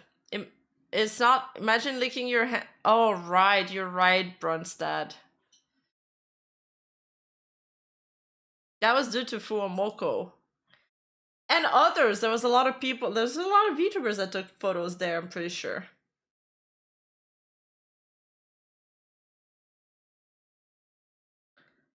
This is a submission by Crojan. When the director respects the fans. It doesn't help that Japan has some of the worst stalking laws out of all first world countries. True, Anthony. It doesn't help that Japan has some of the worst stalking laws out of all the first world country. Yeah. Why don't they just make them better since they have so many stalking issues there? Is it called Mr. Donut? It might have been. Yeah. Welcome, Charlie. Welcome. 3 movies in, and it's not even a competition. Sonic is zipping past everyone else when it comes to video game adaptations. I don't believe I've talked about this on the channel before, but while I was a casual fan of the games as a kid, the first Sonic movie left such a bad taste in my mouth that I sort of wrote the entire series off. The first film was the most generic compilation of road trip cliches littered with mile-a-minute, largely unfunny, obnoxious quips and pop culture references in what is essentially Deadpool for kids. I get the appeal, but it wasn't for me. Even with Jim Carrey's undeniable charm, Ben Schwartz's boundless energy as the voice of Sonic, and a touching story of found family, it wasn't enough to make up for the incredibly safe, by-the-numbers adaptation of what should be a slam dunk motion picture for kids. Sadly, this is why I never got around to watching the sequel until now. With the hype surrounding Sonic 3, I didn't want to be the only one missing out on all the fun. Man, I still haven't watched Sonic. You guys keep telling me to watch it. You say it's good. I know the critics are good. I don't trust it. Is it really good? Is it actually good? How can it be? How? Tell me how. So, I decided to give the Little Blue Devil another chance. And you know what? Perhaps I was a bit too harsh on Sonic. My initial grievances remained, but I do think there is a compelling story here about an I remember I used to play the fuzzy guy on the left with the two tails. Outsider who lives in the peripherals, yearning for intimacy and connection, to be accepted and embraced. Someone with great power who loves people and wants to share experiences with them over someone who sees that power as validation for superiority to make up for a deep-seated insecurity. AKA Dr. Robotnik. It's Jim Carrey? The villain looks great in that movie. Maybe I'll watch it just for the villain. I like the dumb villain trope. Rivalry of Sonic and Robotnik. His name is Tails? Wait, his name is literally Tails? Provides a decent enough foundation for director Jeff Fowler to build off of, giving audiences more of what they want from these movies in the sequels. Essentially, I understood the purpose of the first Sonic movie now, and I don't think we'd get the exhilarating sequels without the existence of this. But why is Cyclops playing the main character? That's a little weird. In a meta sense, Sonic's journey in the film parallels the journey of the film itself. This was Sonic as a video game movie, sitting on the outskirts, seeing all the other adaptations be rejected right before its eyes, hoping that, despite its nature as a video game movie, it might still receive that warm embrace from the audience. While playing it a bit too safe with the stiffness of a freshman invited to prom, Jeff Fowler manages to endear just enough by maintaining respect and admiration for his audience and source material. In the end, Sonic got that embrace and has now become the video game movie franchise by simply being itself and taking care of its friends, the audience. Then we get Sonic 2. Oh, Sonic 2. Oh, it's got Tails. Sonic 2 fucking His name's is Miles Tails Prowers? It was somebody's OC? Really? Folks, this was the film where I officially became a fan of these movies. A bigger, better, more bombastic sequel in every way imaginable. But before we run headfirst into dissecting this absolute blast of a movie, I want to take a second to thank this video's sponsor, Mando. Mando? No, not that one. Mando is your one-stop shop when it comes to smelling deodorant nice. wipes? I'll say that though, Din Djarin could probably benefit immensely from Mando and their amazing. Mandalorian was a good show, but what happened to Antwerp?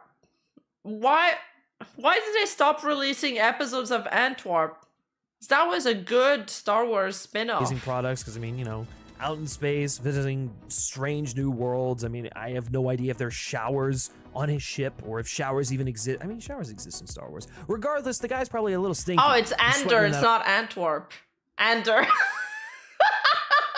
I'm actually the worst with name. I should Google stuff before speaking. Armor. So Mando's here to help him out. Here's the thing, guys. Soap sucks at eliminating body odor. You know it's, I know it's, the friggin' Eggman knows it. Enter Mando. Created by Dr. Shannon Klingman, who saw firsthand how normal BO is being misdiagnosed and Why mistreated. are you like this? I don't know. I'm gonna tell my editor to cut this off. To highlight. High performance, whole body deodorant that you can apply everywhere. Mando is specifically designed to control your stink. So whether you're furrier than the average hedgehog or you're 10 hours into an epic video game run, Mando is here to keep you smelling fresh from head to tails. I like being Mando stinky. is formulated and powered by mandelic acid to stop odor before it starts. And if you're saying to the screen right now, hey, Griffin, I'm a little stinky. I'd love to smell better. You know, where do I get these fine products? You know where what? do I start? Lucky for you, Mando's Starter Pack Bundle is a great deal for new customers, and it's the perfect way to start. The pack comes with a full-size stick Bourbon leather body wash, deodorant, a cream or spray deodorant. El caballo este no se sabe los nombres. Fake fan. Hey, isn't Caballo a dog? Fake fan? You too! And 2 free products like these wipes or even a mini body wash. Mando was kind enough to send me this starter pack, and y'all, these products, they horse. freaking rock. I've been using them for the past 2 weeks or so, and I don't stink. I'm not stinky, so I guess that's a good thing. You'll have plenty of scents to choose from too, such as Bourbon Leather, Clover Woods, Mount Fuji, and Pro Sport. They even have unscented if that's more your speed. And although having a chili dog scent Pro Sport. We'll wrap it up, guys. That won't work for us. would probably be relevant for this video, it's probably a good thing they don't. The good folks over at Mando know what they're doing. Lastly, if your only other hesitation is a current lack of rings, well, don't worry. Mando offers free US shipping, and just for my followers, Mando is offering an extra $5 off your order when you click the link in the description below and enter code FilmSpeak at checkout. That's a deal of over 40% off. So what are you waiting for? You gotta go fast to that description link down below, enter promo code FilmSpeak, and commit to a better smelling body today. Thank you so much to the folks over at Mando. Bro, and if you're gonna, it's like the wipes are peak lazy. Like, oh, I've been gaming for 10 hours. I'm turbo sweating. Instead of taking a shower, let me just wipe my armpits in between 2 games and carry on. Just go shower at this point. Let's get back to Sonic. Just a massively entertaining and hilarious live-action cartoon with insane action sequences that's finally allowed to let loose Hey, where my its dry predecessor bread. was unable to. Seriously, like, parts of this felt like Austin Powers levels of parody. Oh, for a film Austin's that power doesn't outfit there is awesome. exist, while still playing the emotional moments of friendship and heroism with complete earnestness. Uy, derrito. Uy, derrito. Uy, Dorito, what does that mean, Juan? What does that mean? It's a quintessential Sonic experience, pitting a fully realized Team Sonic against a final form Dr. Robotnik. Speaking of Robotnik, we get the return of full-on 90s Riddler mode Jim Carrey, serving as a reminder to me, and I'm sure everyone else, of how much I miss his expressive gonzo style of humor. It stands as not only one of the best live-action animated hybrid movies since Joe Dante's perfect Looney Tunes Back in Action, but probably True, the best that movie true was peak. adventure film since the Pirates trilogy ended, dare I say. It's like Those were also Uncharted, good. The video game, not the god-awful movie. Fuck that thing. By way of Batman v Superman, Snyder literally is the blueprint for this movie in more ways than one. Wait, really? It's unequivocally my kind of shit. Wait, I feel like Batman versus Superman was May. It was really May, no? However, the Pirates of the Caribbean was good. They brought in like 2 really good Hollywood scriptwriters to write that movie, and they worked on it for a really long time, and it shows. And so, here I was, primed, amped, enthusiastically awaiting Sonic the Hedgehog 3. But even in my newly acquired feverish blue frenzy was I unprepared for just how fucking awesome the threequel would be. The telltale sign of any good studio and franchise filmmaker is their receptiveness to feedback. The Sonic movies are what happens when creatives engage in a productive Keanu Reeves is in the with movie? their fans and audience. It's been part of the DNA of the Sonic films since the beginning, when justified fan uproar ignited a dialogue with the filmmakers, and their cries were not only heard, but acknowledged and implemented. That dialogue has only continued, and Wait, Shadow the Hedgehog is not Sonic? I thought it would be like Sonic when he gets like in his hollow form or something. Like how most protagonists, they have like a demon version, like a shadow version that they need to like overcome. And they harness their powers. No, it's just another character separately. Shadow is Shadow, it's his own version. Yeah, Shadow is the one that I see the most on social media. I'm a tourist.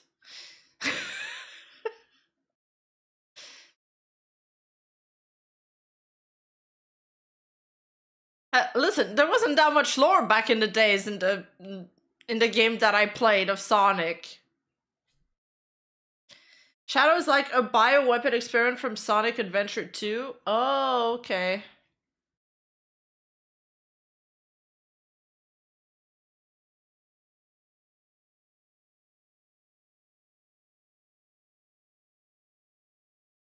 Okay, there might have been lore, but I was too young to read it. I just wanted to play.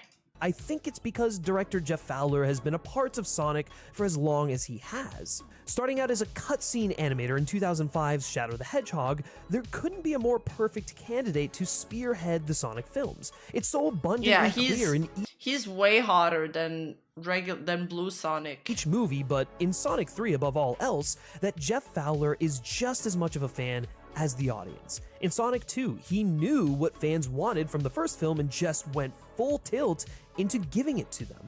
He knows the fans love Shadow, and the angsty, emotionally mature themes of pain, love, loss resonate with them, and he wants to make sure they still feel that in the film.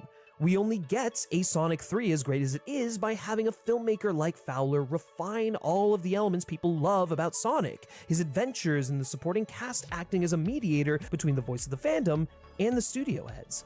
He develops the No stuff— fighting the inner darkness trope here. Sonic has no time for that. Gotta go fast. True. Sonic's gotta go fast. Meek. people love, makes them better in future installments, and dials back the stuff they don't like. But it's never done in a way that condescends the audience or is blanket fan service without a care for how it's implemented. It's done right.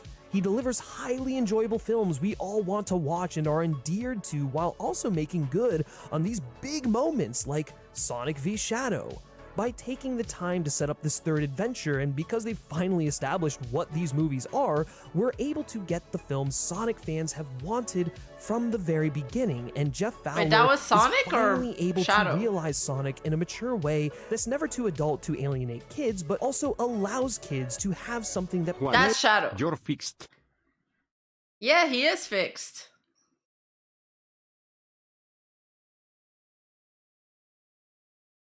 How often do you think fur-covered animal characters are hot, Rima? It's a little concerning. I don't think they're hot. I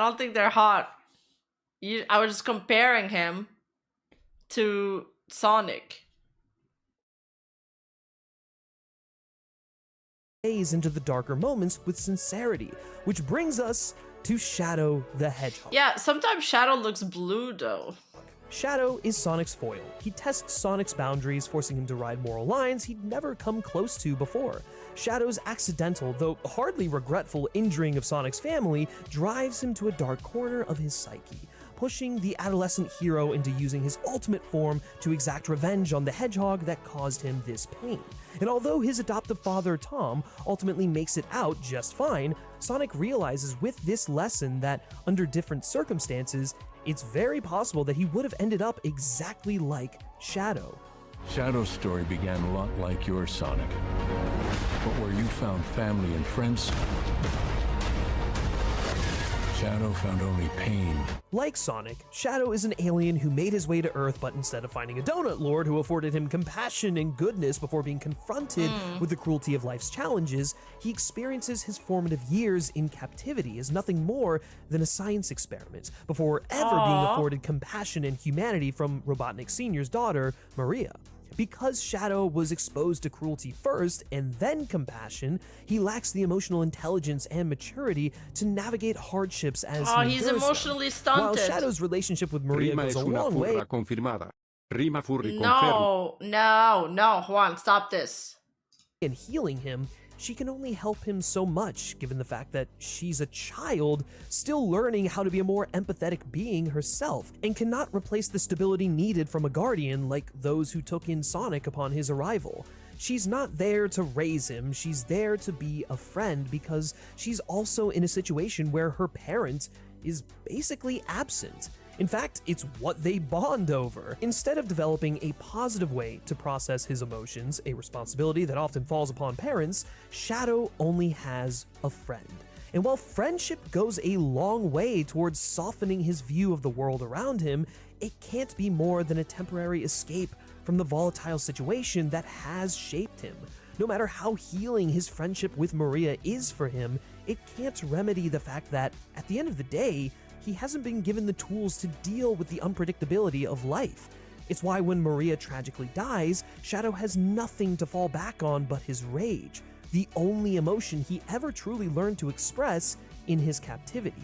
The film emphasizes the need for a support system, parents and friendships. And just because you don't have it or it's taken away from you doesn't mean you can't find it. As the film says, don't let your pain change who you are.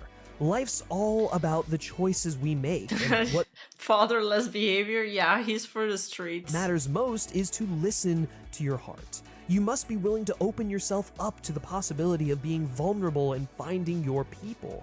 Shadow may have been treated like a monster and thinks he is one, but as we see with Sonic, having great power and being different from others. Dude, Tails is the cutest! Shadow's big inner conflict is this and pull he flies. Between nature versus nurture. He's treated like a weapon. I don't remember what was the red guy's perks. Like, what was he good at? I remember Tails used to fly when you were with him, and when you were him, or whatever, when you had his tails. And then Sonic, I mean, he's Sonic. Knuckles. Is he the one that spins? Oh, he's good at gliding and climbing and punching? And so believes that he is one, when in reality, it's the product of his environment. Sonic comes along to prove that Shadow, in less dire circumstances, isn't that way. His powers aren't a curse or a danger, they can be a force for good. As Maria taught Shadow long ago, he can do or be anything he wants. Not because of Super his powers, Saiyan Sonic? but because of who he is inside. Sonic loses sight of this for a moment following the collateral damage Shadow inflicts on Tom. This causes Sonic to spiral to a point of becoming just like Shadow, pushing his support system away, but because of his foundation, the example set by Tom, he is reminded of the truth he once knew. Sonic reaffirms this idea as Shadow learns it for the first time. Fowler and his team have taken great care to sculpt an environment where young audiences can be I'm on introduced to Arcast mature tomorrow. and emotionally complex concepts within the safety net of Sonic the Hedgehog, and I think that is the telltale sign of a truly great film franchise for kids. It doesn't belittle them, it doesn't talk down to them, it treats them with respect and Hold up. But that's how you should talk to kids. You should talk down to them, and you should belittle them. Ugh. Come on. Real issues we all face, whether we're 13 or 43. While the CGI super critters are absolutely the emotional core of all three Sonic adventures, they're not the only reason audiences keep coming back. Let's face it, it's Jim Carrey.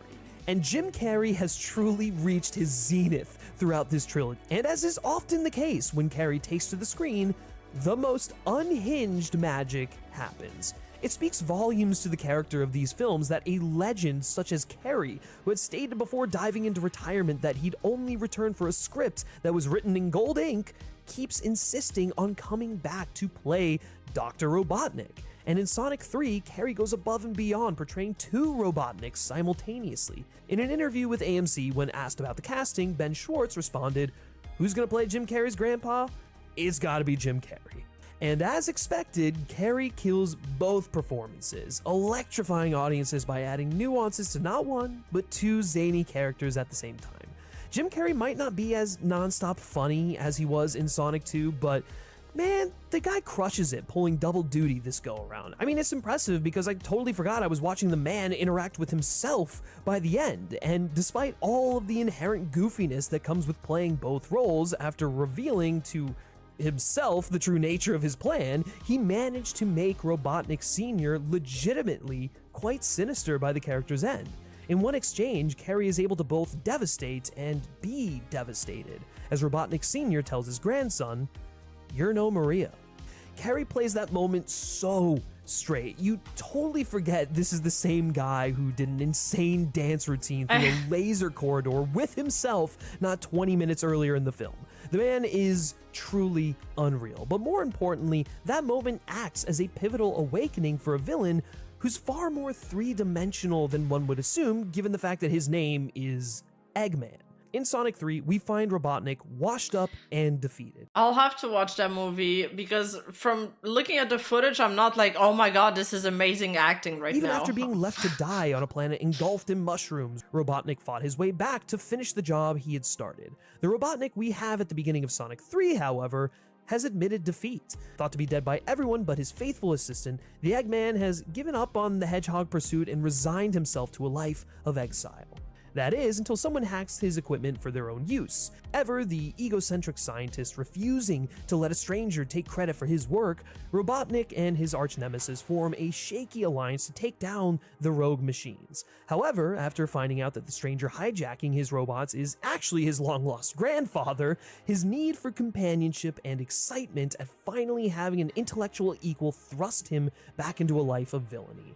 His superiority complex has pushed him to isolation, and while he won't admit it due to his insanely inflated ego, he, like Sonic and Shadow, desperately wants a family of his own. Through his grandfather, he sees a way to make up for lost time and fill the void he's had his whole life, and it's genuinely crushing when he realizes— I like the Robotnik character is like, just looking at him, I'm getting like flashbacks of the character from the games. I feel like they did it really well. His grandfather was just very exploiting recognizable that to get what he wants, to avenge the only person he's ever actually cared about, his daughter, Maria. When he discovers that his grandfather's plan is less world domination and more global destruction, he turns on his only family, sacrificing himself to destroy his Pop-Pop's creation and ultimately saves the world. And although he played a big part in making it happen, perhaps above everyone else, it's Robotnik in the end that proves Tom's point. Everyone has a choice. But you know what they say, you've got to break a few eggs to end generational trauma. Well, you also have to break a few bones, which Team Sonic almost certainly does in abundance across the film's many extreme fight scenes.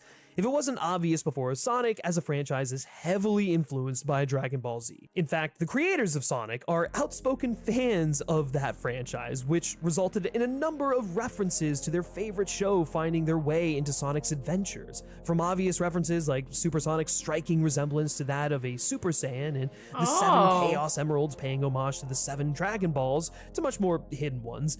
Needless to say, the influences are everywhere, so it feels only fitting that Sonic 3 took several pages, nay chapters, out of Dragon Ball's book when it came time to conceptualize the movie's standout fight scenes. From absolutely earth-shattering brawls, literally, to a high-speed clash across the globe shown from the upper atmosphere, it's safe to say that Sonic 3 delivers the closest thing to a genuine live-action Super Saiyan fight we've ever seen. Not just that, but by channeling Dragon Ball Z in the action set pieces, they also allow the film to feel like a natural translation of iconic action from the games. The animators do such a beautiful job of showing a clash of sheer power with blows from both combatants literally ripping the crust of the earth open with every hit. I mean, the finale of Sonic 3 is like Man of Steel meets fucking Moonraker, and it is so goddamn metal for that. I love it. Directors looking to portray superheroes with immense strength can look to this movie for a good example of how to do so. And even as those words leave my mouth, I can't help but feel flabbergasted by the sentiment. Like, never in all of my life did I think I'd be advising studios that make some of the biggest cape flicks in the world to look towards Sonic the Hedgehog for examples on how to convey power. But you know what? Again, Zack Snyder's the blueprint. Man of Steel's already taken from Dragon Ball Z, so the guy was onto something. All of this is— he keeps referencing that movie. Was it actually that good? I don't remember it being like that well received. And there was a time where I was like really into superhero movies. I'm not anymore because now I think it's all just regurgitated like mainstream slop almost. I find them all pretty mid. I'm tired of them, and I think if you want like original ideas, anime is just 100 times better. It's just 100 times better. Like the only really good superhero flicks were like X-Men back then and The Dark Knight because it was dark and gloomy. The new Batman remake was okay. You know, the first Iron Man was kind of good because it was fresh, but now it's just too mainstream. Dune, shut the fuck up. Dune is good, Gem. You're stupid.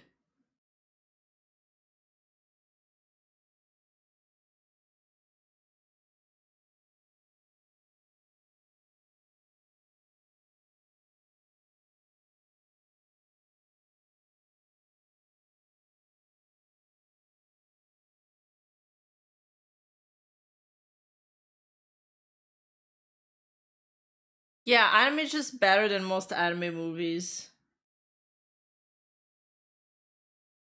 Dune is good. Dune is good, Geminex. It is good. The first one was better than the second, though. But yeah, Hollywood's been really lacking lately. I agree. I haven't seen the new Deadpool and Wolverine, but I bet it's going to be just... I have an idea of what it's going to be. I don't know if it's going to be as good as everybody hypes it up to be. We'll see. But I doubt so. It's going to be like a bunch of jokes and a bunch of jokes. That's what it's going to be, a bunch of jokes. The last Batman movie was good, yes. Yeah, it's going to be fun and probably not memorable. Did I get it right? Or was it like, oh my god, I'm gonna keep thinking about it for the next few months? Enhanced by Tom Holkenborg's embracing of the iconic Sonic motifs from the video games, which he weaves into the score, most notably with Live and Learn, which gives the climactic action set pieces some serious fist-pumping energy. I say this as someone who's been incredibly critical of Holkenborg's generic cues from the first two films. Like, it's so bad he even used a cue from Ant-Man and the Wasp. Don't believe me? Look it up. It actually happened. The dude finally let his hair down and played the hits, and the result is an epic explosion of kinetic energy. The Sonic movies are easily the best franchise currently being released for young adults, with unreal action sequences, nice touches of maturity, and references. Deadpool and Wolverine did more justice for Blade than Disney. Blade? The Vampire Hunter?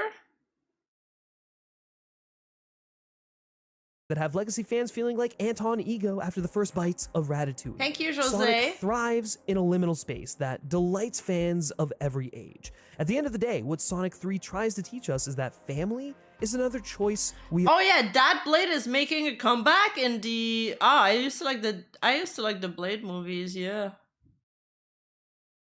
Cool. Sometimes I get an urge of watching like these old vampire movies from like the 2000s. Like Underworld and Blade. We all have to make. Who is our true family? Who are the people in each of our lives that we know would go to the ends of the earth for us? The ones that make walking through life a little slower.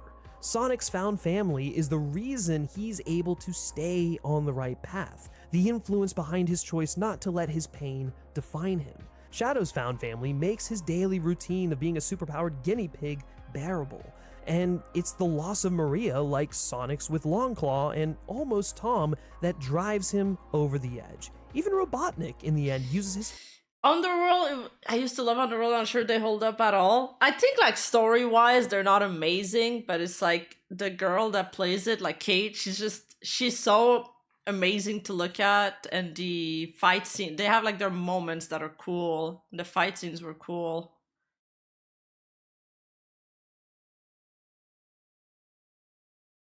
Final moments to thank the only person who ever gave an actual shit about him, realizing, perhaps a little too late, that blood does not alone make bonds. I'll watch Deadpool Only and Wolverine the Broccoli at one family point. can make bonds. Catch you next time, Sonic. That actress, she looks like she's 25. Kate, what's her name? Actress from Underworld. Kate Beckinsale. And she's so old now. She still looks like she's in her 20s. How old is she now?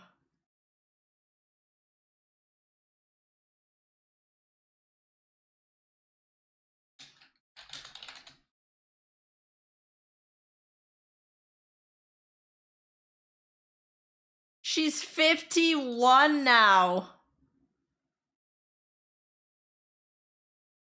She looks like this. What the fuck? And she once was famously asked in an interview how she managed to remain so young. What was her beauty regimen? And I think she had this cream with beluga sperm. that she put on her face, and that really made the rounds in magazines and stuff. I don't know if you guys heard about it. It was a big thing back then.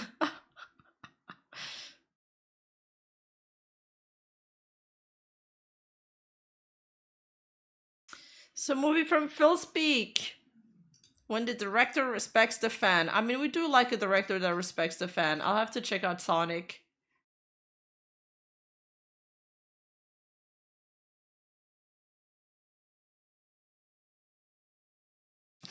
Beluga whale juice. Ew. The grim reality of owning a card store by DVJSA 1130. Let's see. Would you recommend? But you know, I always wondered about these places. Blake, thank you for the Twitch sub. I always wonder about these places, like the some of them, they're really niche. I don't know how much custom clientele there is for those kind of store, or even like comic book stores and things like that, like the ones that are not huge franchise. How the hell do they make money? It's gotta be, it comes from passion at a certain point. Like they probably do it because they really enjoy it, but I'm like, do they make money? And yeah, do they make money? Some of them are in like really random streets or random area. I'm like, how much is the rent even? Like, is it more? If you're not selling online, how are you making money?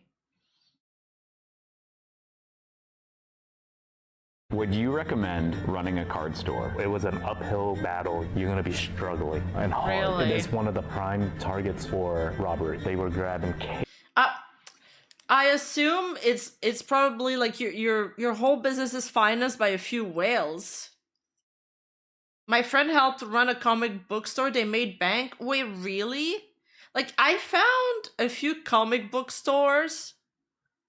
For me, it's kind of a weird experience because it's like, well, why should I go to the comic book store when I can just order them on Amazon for the same price?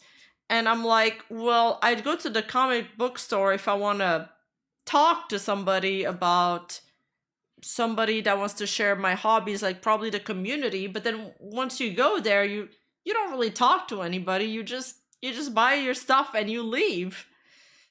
So there's like this disconnection, I think, where you need to have some events happening at the comic book store to make people stay in it. And then financed by a few whales like yours. Well, I have been spending a lot at the comic book store, that is for sure. But then there's the other, like the local comic book stores. Some of them, like, it's like no tax, the prices are lower than the regular like market price, and I'm just like, how the fuck are they making money if they're selling everything for so cheap? cases of stuff. Oh my gosh. I might have made this sound grim, but you have to be prepared for a storm. More than ever, people are wanting to start their own card stores, but running one presents a few more challenges than expected. TCG Card Simulator. The owner of Cloud Collectibles in Dallas, Texas. I decided to stop by his store to see what running a card store is really like. Hey, what's up? How's it going? Good, how are you? I'm doing well. Thank you so much for letting me come here today to check out the store. You've recently expanded, right? Yes, within the past 6 months we've expanded. I'd love to kind of just get a tour of your store. And it's so much work. You gotta grade the cards, you gotta send them somewhere else. I remember hearing about a game shop near me was only staying open to the Warhammer fans. Yeah, that's probably lucrative. I think when it comes to, comics and anime fans, it's a combination of events, community, and good sales. And having a silver tongue when trying to get out of print inventory / collections. What do you mean by out of print inventory collections? I think it's like, for example, I'm gonna take the Blue Exorcist example. For example, Blue Exorcist, well, it has a lot of fans, but it may not have as many fans as JJK, for example. But once you convert somebody to be like a super fan, then they'll buy everything that comes out of it. Like me, for example, like I'm literally gonna buy like the entire book collection. I almost have it all already. I'm at the point where I'm gonna buy like, you know, the booklets that come out, like anything that a mangaka will do, I'll buy it probably. Oh, they got secret sources to get certain items for cheaper, or they get collector's items. I see. Oh. And then kind of get into things, and maybe even if you let us open up a little something. What do we got? What do we got? Oh my gosh, that's the full art. What do you got? Oh, the rare items no longer in production rotation, and people are really after these items, huh? This massive display right here. This wall is our sealed products. We try to give a good variety of different games for people. So you don't have just Pokemon, you have Dragon Ball, Star Wars, even a little sports as well. Yep, Weiss is another big one that we do here. We have Magic, Final Fantasy. I mean, we try to keep a good variety here. And do you see a lot of people coming in for that different? Yeah, but that's what I'm wondering too. It's like, why are you selling all of these different card shit? Like, do people actually buy that? Like, Pokemon TCG, yes. For sure there's a market for it. Magic too. Final Fantasy cards, sports cards, I'm sure they have their fans, but all the other ones, like, is anybody buying this? Variety, or do you as a store mainly try to focus on TCG like Pokemon or Lorcana? You know, we try Lorcana, to what the give fuck is this? every game a fair chance. But Pokemon does outpace almost every other game. Yeah. One Piece. Yeah, because it has a competitive system to supplement the collectors people. If it doesn't have a competitive system, there's kind of like no use for it, for these items beside vanity. Frequently buys and sells $10,000 card collections. It also helps that the was very cuts out and basically put the other shops in the city out of business. Wait, my local card shops frequently... I need to read this without me, without the Juan accent. My local card shop frequently buys and sells $10,000 card collections. It also helps that he was very cutthroat and basically put the other shops in the city out of business. People buy $10,000 of cards in one go.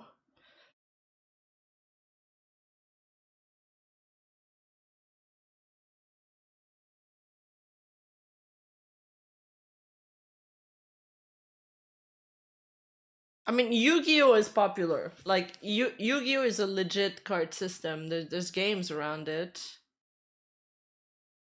And Gunpla, well, it's like once you start into those hobbies, you need to keep buying for them. So I'd see how that would be lucrative too.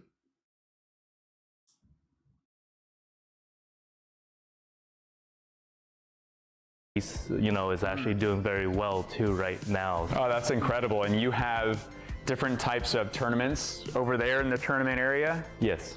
Like pre-releases and stuff? Yes, we do a lot of pre-releases. We No, I'm not gonna do Gunpla. I don't. There's too many other hobbies that I'm trying to work on right now.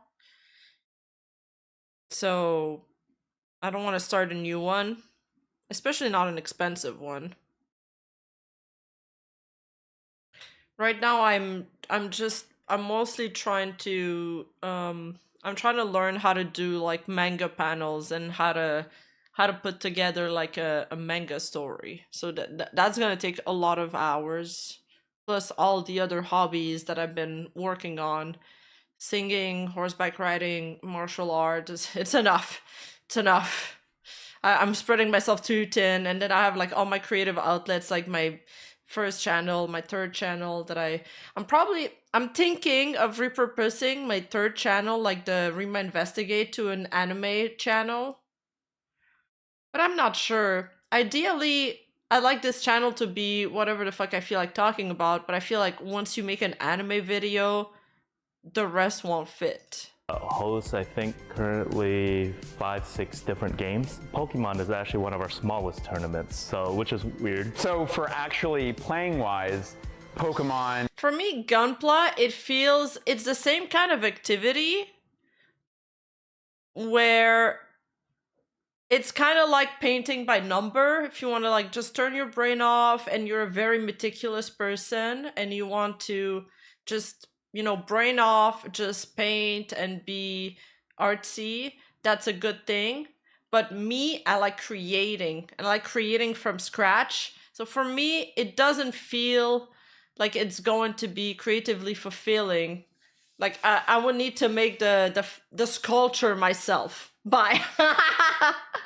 No, there's something like very relaxing about just like, oh, I'm just gonna color in this picture, right?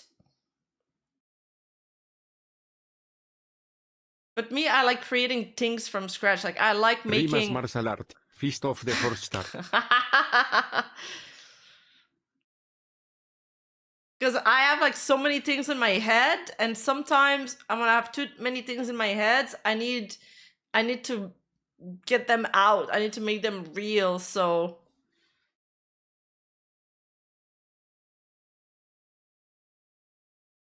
Rima just insulted us. No, I didn't. I didn't.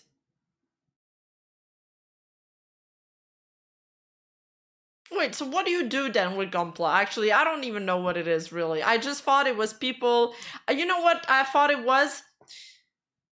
Okay, you know in House of Dragon, the king where he has like this big like 3D structure with a bunch of like people, or like in the Hunchback of Notre Dame, he has like a miniature version of all the people in the village. That's what I think Gunpla is. Is that what it is?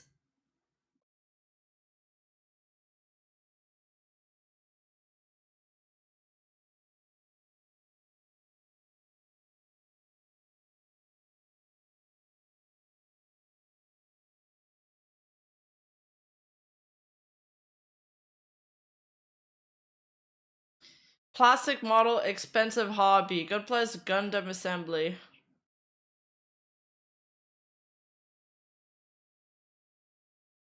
Yeah, it's a glorified Lego. No, I think it's a cool hobby to have. I do think it's a cool hobby to have.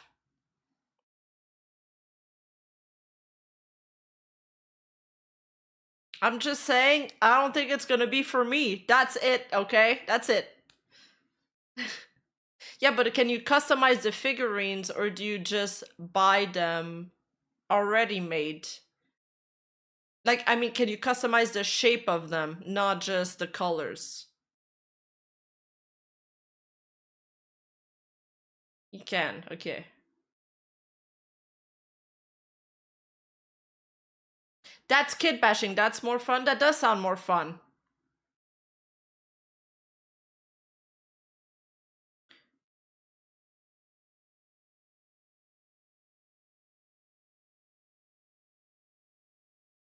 Warhammer seems fun because it has like all the lore and stuff into it.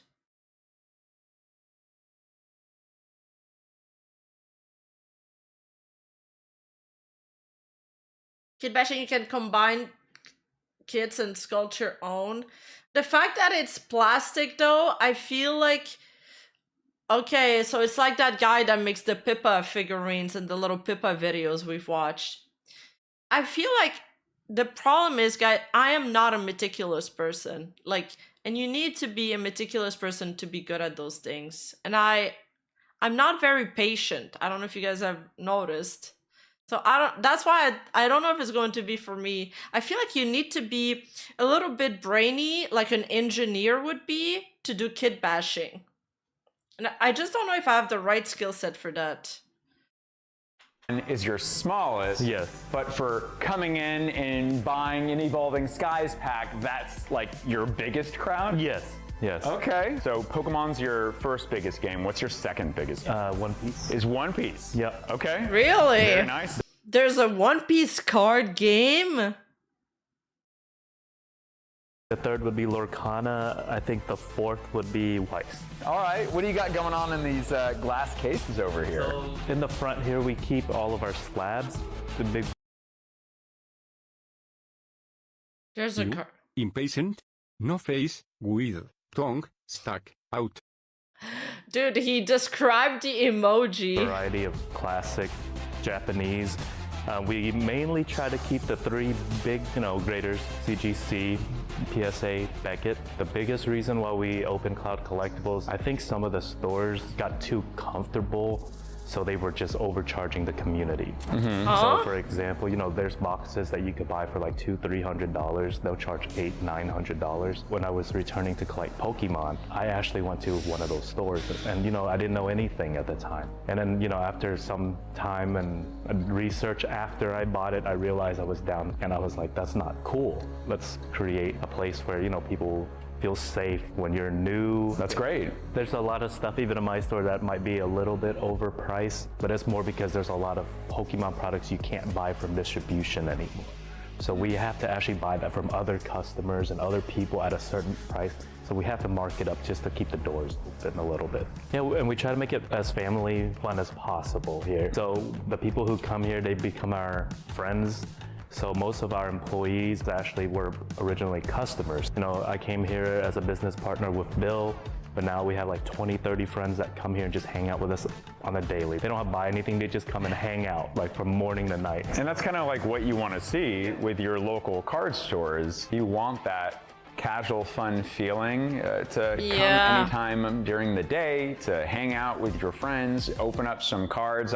I would be personally tempted myself if I was just sitting there to walk over and be like, yeah, I want a 151 pack right now to open. But I like that vibe because I think that really is what the communities want and need, is a safe, fun place to come and buy cards and hang with other passionate people. Honestly, if you run a local shop like that, you need to have like one room in the back where you like lock in like an influencer, like those TikTok shops where they're just like there's like a conveyor belt and they're just like selling packs online all the time or some shit. Or you need to have like somebody making content out of it. I don't know. Let's take just a closer look at some of these. Like, look at that Lily down right over here. That's a PSA 10 Lily full art trainer. To be honest, this is one of the first your treatment of your Maz is showing. cards that I bought. This is actually one of my personal cards that I left out here. That's incredible. Wow, what are some of your other favorite cards that you have displayed? The first one would be probably this gold 10 Charizard. Most people don't know that, during the celebrations print, this was very hard to grade. It was very hard to even get a 10 out of it. So the difference between a raw and a 10 is like $1,000. Really? And that's a CGC Gemmin 10. Yeah, those metal cards always would flake in the grading process, so that's a very, very special card to get in such a score. And Beckett refuses to grade that now, I think. Oh, Beckett doesn't even grade those anymore? Oh, okay. Because I think it was being chipped during the process, and then people were getting mad at them, so they're like, you know what, we're not taking this. We're not dealing with that anymore. What else you got? Looks like you got a Shadowless Charizard, World Championship cards. This was a big one right here. Is that a Gold Star Umbreon? Yes, it is. At a BGS 9. Wow, so there we go, folks. That's like one of the original Umbreons that you want to go after, but that thing's only in those Pop Series 5 packs. In English, they never had a holo version. In the Japanese, they had a holo version of that. Of the Umbreon card? Yes. Wow, I didn't really know that. Pretty cool. Taking a look at some of these items right here. You got some sealed product over here, Cosmic Eclipse, Unbroken Bonds. I'm a big Gundam fan myself, so it's cool to see some of the model. Is there a specific type of aesthetic that you tried going with for this store when you started creating it? Yeah, I feel like all of these are just collector stuff because you don't need them to play. You can probably. The thing is, to make a Pokemon deck, you can't buy. If you buy the cards by the unit, it's expensive, but then if you want to get them by chance, it's even more expensive. Tried to go for, we want it to be wide open. We want to try to keep it as clean as possible. What is this whole area right here with the glass display cases? This is all of our raw singles. We got Yu-Gi-Oh right here, One Piece over here. This is our vintage Pokemon case. Oh, I love we the have fat 2 Pikachu. cases full of it. And then over here we keep our modern, 3 cases of modern, and then we got 1 case of Japanese. Yeah, this is a dream come true for myself, just learning to play the game and stuff.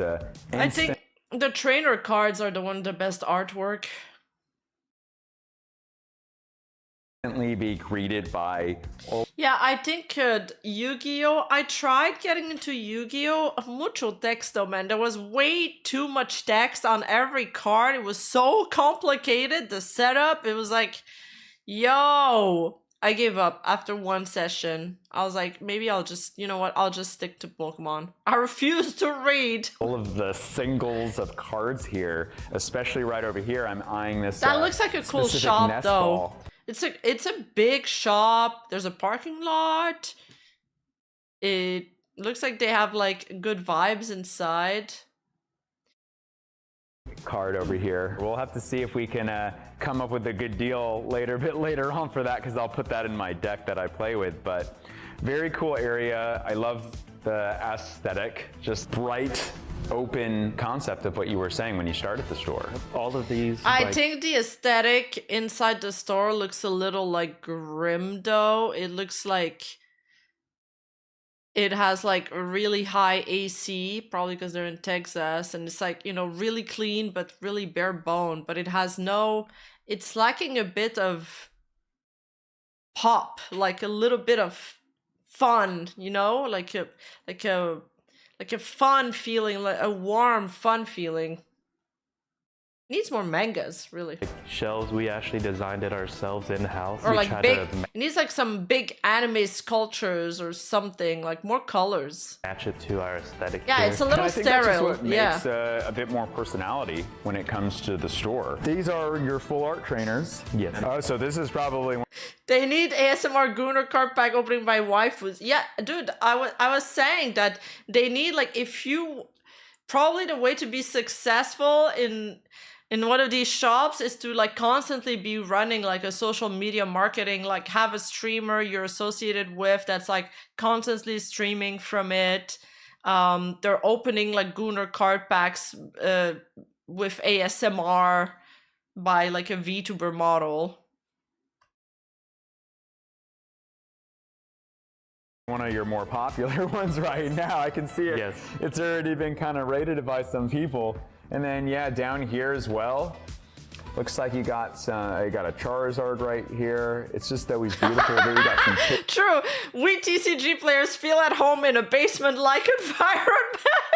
Yeah, but this doesn't really feel basement-like. It feels like I'm sitting in a store on plastic chairs. A basement is like, it'd be more homey, is what I'm saying. I'm missing the little homey feeling. Yo, Digimon, that brings me back. Pidgeots down there. I always just love checking out the singles, especially the secret rares. Look at all these rare candies over here. If you look at the prices, they're all 10 and above.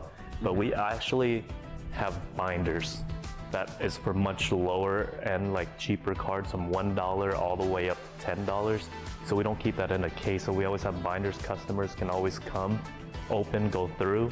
So like this says Pokemon Vintage right here, or Pokemon EX GX. Can I take it out? Yeah, definitely. So here's a trainer gallery, and there's a playable. Oh yeah? Yep. Let's check out. Oh, this is great. This is so just convenient. So if you're wanting to play, man. Looking for my lip balm. Before I get to this binder, this is very convenient. I love that this is like that. Full art trainer binder. And we're always filling this up every single day. Oh yeah, like there's that Briar card, which I just added to Yeah, my and deck. What do you got in this case? I feel like upcoming games, Soul Masters. you probably need to sell on all these websites while selling physical items. You also need to be on eBay. You need to be on all these websites where they're reselling stuff. I want to help them grow. We put toys in here. I like these. It looks like 3D Oh, I printed love pictures of the these! muscle Pokemon in there. And then Muscle this looks like Pikachu. some more Ys. Got a whole section of Lorcana. You have a fairly You know, I'm so upset that I lost all of my Pokemon cards that I had in binder. Pretty good fan base. Yeah, actually our Lorcana tournament base is actually pretty Bro, what the fuck is Lorcana? What is Lorcana? Is that new? This is like, what, the Disney TCG? big. We can pull anywhere between 30 to 70 people sometimes. Really? Wow. So, yeah. How many people do you think you can fit in here? Here specifically is around 70 people. And then if we need more space, we go next door and ask them if we can use their tables too. And they're really good people too, yeah. They're a boba shop actually. It looks like you got sleeves and accessories on this side between Dragon Shield, Graded Guard, One Piece sleeves. These are some Japanese imported sleeves. We have play mats of all different sorts. Like that. I need to get that for like Halloween. That is Deck cute. Boxes, carry cases, and we have a lot of bulk too for people who, you know, like to finish master sets. All right, I saw this from the distance. What do you got going on with this case? So we tried to help out some of our community members, the ones that are very nice and, you know, they care about the community. We let them use our display cases and consign. Is this also kind of consignments as well with these cards? We have extra space. And thank you, know, JT if someone man. wants to consign something, we'll make a little deal and we'll help them push it. That's really nice of y'all to do that. Well, I see you got an empty space right there. Maybe I can, I'll put like a special Leonhardt card there or something like that, and a little display sign that says Leonhardt card, and somebody can come and buy it. I'm just joking, but. Your fans would probably love that, actually. Yeah, maybe. That got me thinking. I was kind of seeing what looks like your logo in this room. Yes. What do you got going on in this secret room over here? So we recently just added a streaming room. Oh, nice. Oh! Making videos. I called it! I called it. They're doing it. Is it the VTuber opening up Gunnar cards in ASMR style? Wow, look at that. You got some binders over here. You got the all-important bathroom, which is very nice. You know, we try to keep the store as clean as possible. I mean, we spend a lot of time cleaning. I feel more of a janitor than an owner. But I mean, it's fun. I mean, that's great with the amount of people. I mean, no offense, but stores are notorious for it can get pretty. I love cleaning though, so it's not a bad thing. We actually do a lot of charities here too. We take a lot of these bulk cards that we have too much of. We give it to the hospitals, we give it to schools. We create decks for people and we just send it off. We don't put our name on anything. We just send it off to them. Oh, that's really nice. That's really kind of y'all to do that. I also sat down with Nathan to ask about the reality of being a card store owner. What are some common misconceptions when it comes to running a card store? There's a game called TCG Simulator right now, which is very popular. I'm gonna guess it's not as easy as running a store like that online, right? No, it's not as easy. Spend most of your time sitting here pricing cards. We price all the cards once, and then we're at mercy to the market. You could come here and see a card that I priced for 25 bucks. Well, in a week from now or a month from now, that card could have dropped down to. I mean, the prices change every day. Yes. So you're saying that Damn. Bro, it's like an MMORPG like marketplace. Have to basically come out here. It's not like an online store where you just can update it just like that. Yeah, they get out here and manually do it for the hundreds of cards that you have out there. Yep, like I said, we only we price out stuff once. And then when people come, we kind of hope that they go to the Rare Candy app and you could get the most current pricing. And we price match it all. We just don't have the manpower to go through hundreds of we literally go through hundreds of thousands of cards in a month.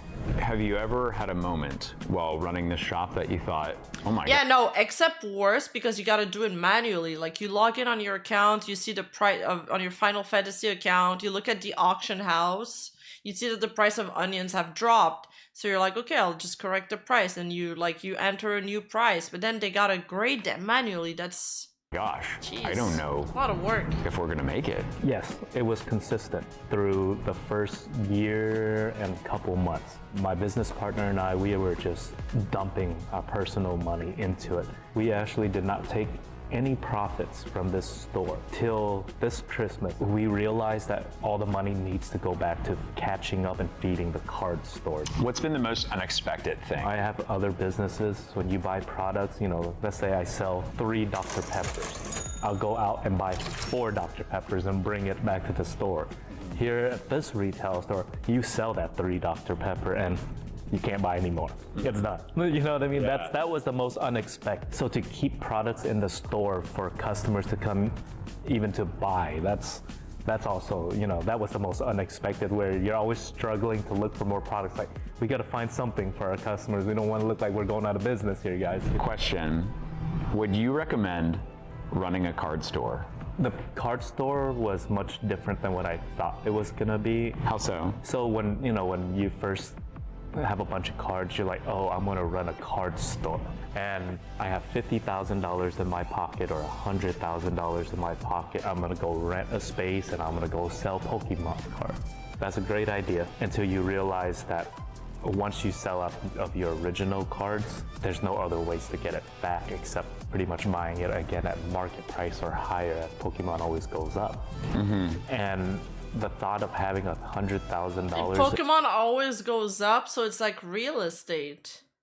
Yeah, fuck buying a house, just buy Pokemon cards. In your pocket for inventory, now you got yourself in a rent, you got yourself in electricity, you got yourself in much more than you're actually thinking. And security as well, too. Yep. You're gonna put a lot more money than you think, and you need if you want to be successful, you want 10 to 20 times more money than what I just did for you to compete and do well. So for people who are trying to open up a card store, I do suggest starting with the online. Once you do very well with online, then think about getting into the store. That makes do not sense. start that process with getting a store. I did that mistakenly, and yeah, I saw that it was a Pokemon drop at Costco, and people were buying huge boxes. Like, they were filling up their carts. They were almost fighting for it. Crazy stuff. Then they will resell that. Me back a while to catch up. Really? Yeah, it was a struggle. It was an uphill battle, you know what I mean? What's been like the biggest struggle for you as a card store? Biggest struggle for me is scaling is our biggest problem. To get to a certain number where you could hold on to enough cases for 3 months, it might be like 50 to 100 cases. And if you're a brand new shop, you're starting with 2 cases and you're supposed to have that 2 case last you 3 months to the next drop, you're gonna be struggling and hard. What does he mean? What does he mean by cases? You have 2 cases that are supposed to last you till the next drop?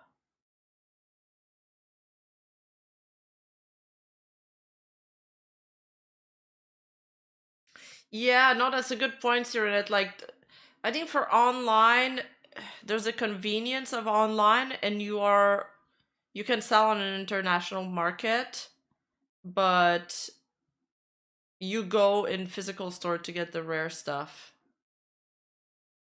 Oh, like glass cases full of cards, and that's supposed to last you till the next drop. Allocations exactly work for local card stores. When you're a new store, the maximum they'll give you is 1 or 2 cases. After that, the next set, they'll give you 3 or 4 cases. Or the next set after that, they'll give you 4 or 5. But if it's a good set, everyone is cut back down to 4 cases.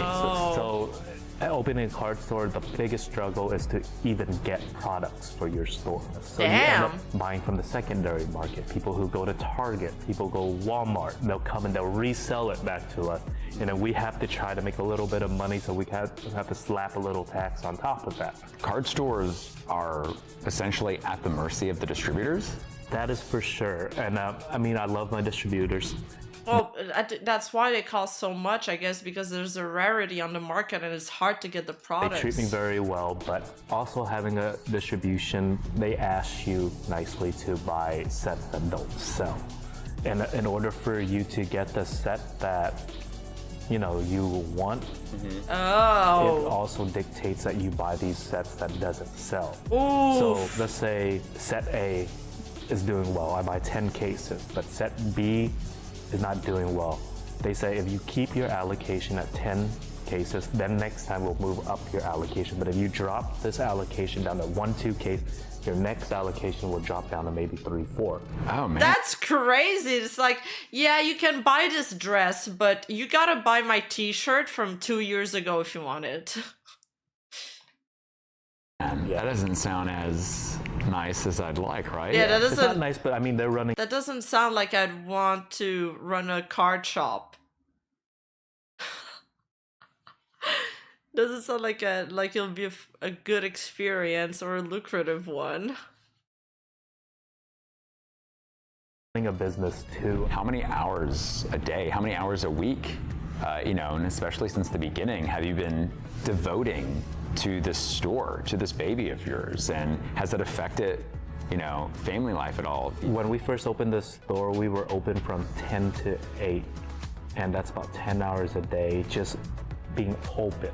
We always come in about half an hour earlier to an hour earlier to clean, prep the store for opening. And then afterwards, if we're running tournaments, 8 o'clock can actually go to midnight, 1 in the morning. So there's days we can spend from 12 to 16 hours. So you're potentially working a 16-hour day. Yes, and then afterwards, we only close 1 day a week. So I mean, if you do that math, you're running 90 to 100 hours a week. Wait, we're talking 5 to 8,000 USD per set? So even the sets that are less desirable, he's paying 8,000 per set? 90 to 100 hours a week. Yes. Does it affect family life? Yes, it definitely does. When you have your wife and your kids and you're dedicated to the store for survivability, of course.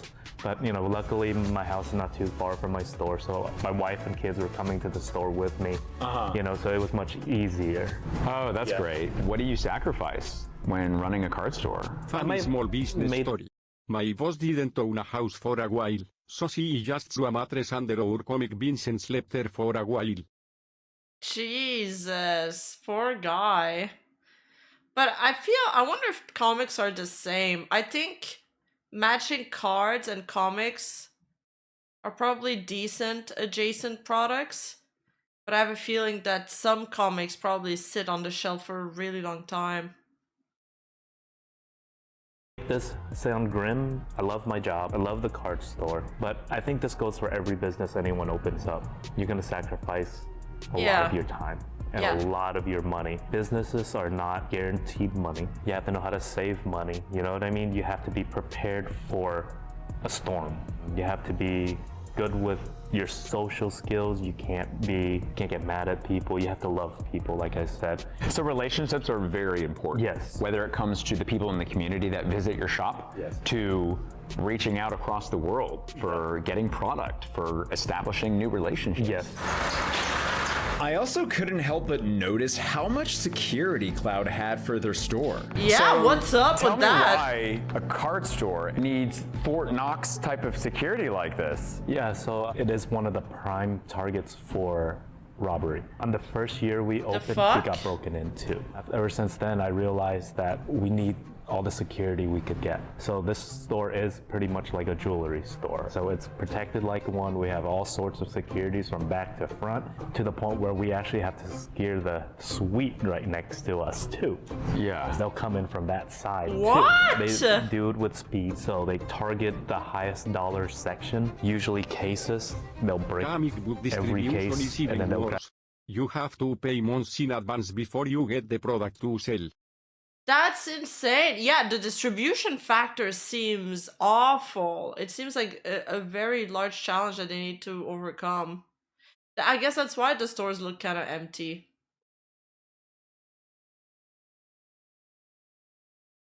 Why do collector stuff get targeted more? Is it because they expect them to have like less security than, a high-end store, for example? Grab everything in it. They'll try to do it within 10 minutes and they're gone. They were grabbing cases of stuff. Oh my gosh. So we're talking like thousands and thousands of dollars worth of product gone? Yeah, overnight once, but people try to do grab and runs, which is a lot. What's a grab and run? So they'll come in and like, oh, let me see this expensive card. Usually we're pretty quick on that. We get a sense of it. We use a mag lock. So what's that? If you come in and you holding a bunch of my cards, what I do is I press a button, the mag lock locks. So like the front door automatically locks? All my doors locked. Well, What? They trap you in? It's like in an anime? Like the door closes behind you? all the doors suddenly drop down and lock. Tom, Tom, Tom. They run. They're not going to slip out because, you know, when they're holding a couple $1,000s in their hand for watching, it's more of them, oh, I'll take this to the register, not. Oh, so they run, you know, the mag lock hits and they're just like, just put it down, you can leave. Wow. What sort of measures have you had to take since you have been smart? We fortified our walls. We had to put a security system to the suite next to us. So we've actually created alarm systems for our neighbors. Shouldn't you just call the authorities though? Like, he's letting them go. He's like, oh, you can put, but I mean, if you just call the authorities on one, the other robbers are going to be like, oh, maybe let's not go back there. Oh, it's light stuff that has high value. You can steal something that weighs less than a pound that sells for 100. True, that is smart.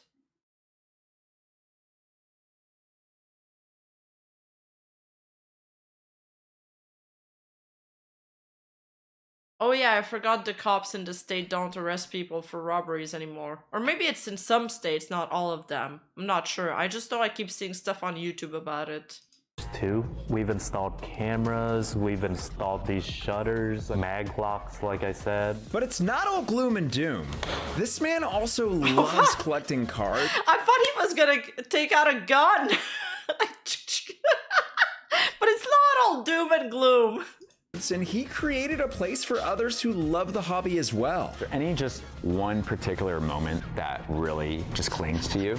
But it's not all doom and gloom. Takes out the nuke, the bazooka. This thing is that I like to teach people, and there's a lot of young ones that come in here and they want to learn more about the Pokemon. I love, you know, that's the biggest thing that I actually enjoy, teaching the younger generations, you know, the games that we like, kind of passing it on and our passion for the game. A lot of parents come in here with their children and they're like, hey, we don't know what we're doing. It's like, we got you, come over here. We got, you know, we'll show you the best things to get. And of course, I couldn't leave with... The thing is, when you convert, I feel like the number of dollars per lifelong consumer that you convert to the shop is probably super high. Like, if you convert one person to become like a card collector, then that person's gonna bring you a lot of money throughout a lifetime. Without opening some Pokemon cards. What we got? We got tons of options. I have been eyeing the 151, so I will say, if you have 151 for us to open, I still haven't pulled the Charizard. Yep. Let's do it. We'll keep opening till we get it. All right, let's do it. Well, we're gonna have a little pack battle and see who can get the best pulls today. Let's do 4 Evolving Skies too. Oh, look at that. A little high roll over here. All right. Should we get into the first pack? I think I got something. Yep. I do. A Tangela. All right, so there's one hit for myself. Your pack, what you got? Ooh, you got the energy though. Fire energy. All right, so you got the fire energy. All right, next up. Looking for the Charizard. I got a Mew. I got another holo. Ooh, I've got 2 hits so far. It's not looking good. Watch you open up the Evolving Skies and get like the Umbreon or something. That would be just insane. Oh, wait, but I did get an energy. I got an energy now. What do you got? You finally actually gonna get something? You are, Mr. Mime and another Mr. Mime. I got a double Mr. Mime. You got a double Mr. Mime, so let's just go with that. So far, I think I'm definitely still in the lead. My pack time, man. Hey, this is your chance. And you... Yeah, this is actually where Gacha started from. Joking, I don't know if this is actually where it got started from, but I feel like it's the same concept, except IRL. Yeah, it's... Nah, I'm a champ. Hey, Psychic Energy, that's my favorite. You're getting all the energies over here. Let's see what I can do in this one. And another chance. Got me sweating here. Oh, I see something. What do we got? Let's go. Oh my God, that's a nice the one. full art. Yep. That's a nice one. I may take it right there. My goodness. So I'm gonna use the Rare Candy app right now just to scan how much the Zapdos is worth. $13. I think that's probably winning right now. I'm gonna need... Well, that pays for your pack, maybe. How much does a pack go for? I tried to start a distributor career, the middleman, but with licensing fees and product costs, it took 1 to 2 million USD to get started. And that does not include the store or storage. What the fuck? That is so much money.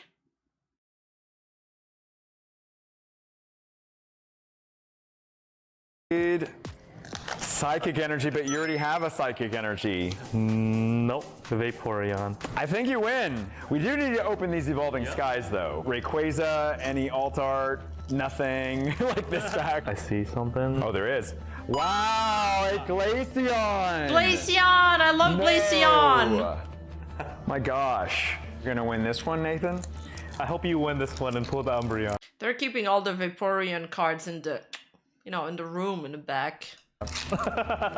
That would be magical. That would be absolutely magical. Let's see, I'm gonna need... I get a Dialga. All right, just lay it on me. There's something. It's dark. It's dark.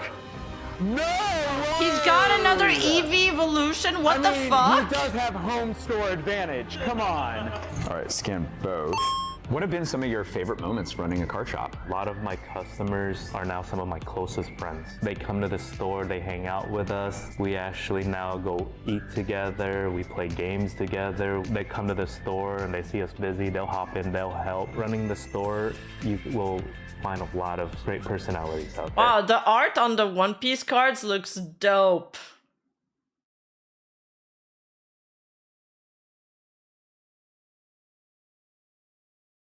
They look dope. That was an insightful documentary by Leonhardt. Thank you for the suggestion. Right, watched. What is next?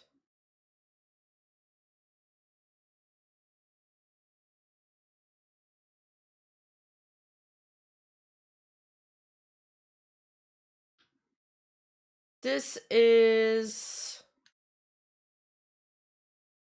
a submission by Defaulty, and it is from the creator Doug. If you make AI art, who actually owns it? Ladies and gentlemen, welcome back to Techno Tuesday, an emergency episode of Techno Tuesday, because we need to discuss AI copyrighted images. Oh, it's 44 minutes. That is long.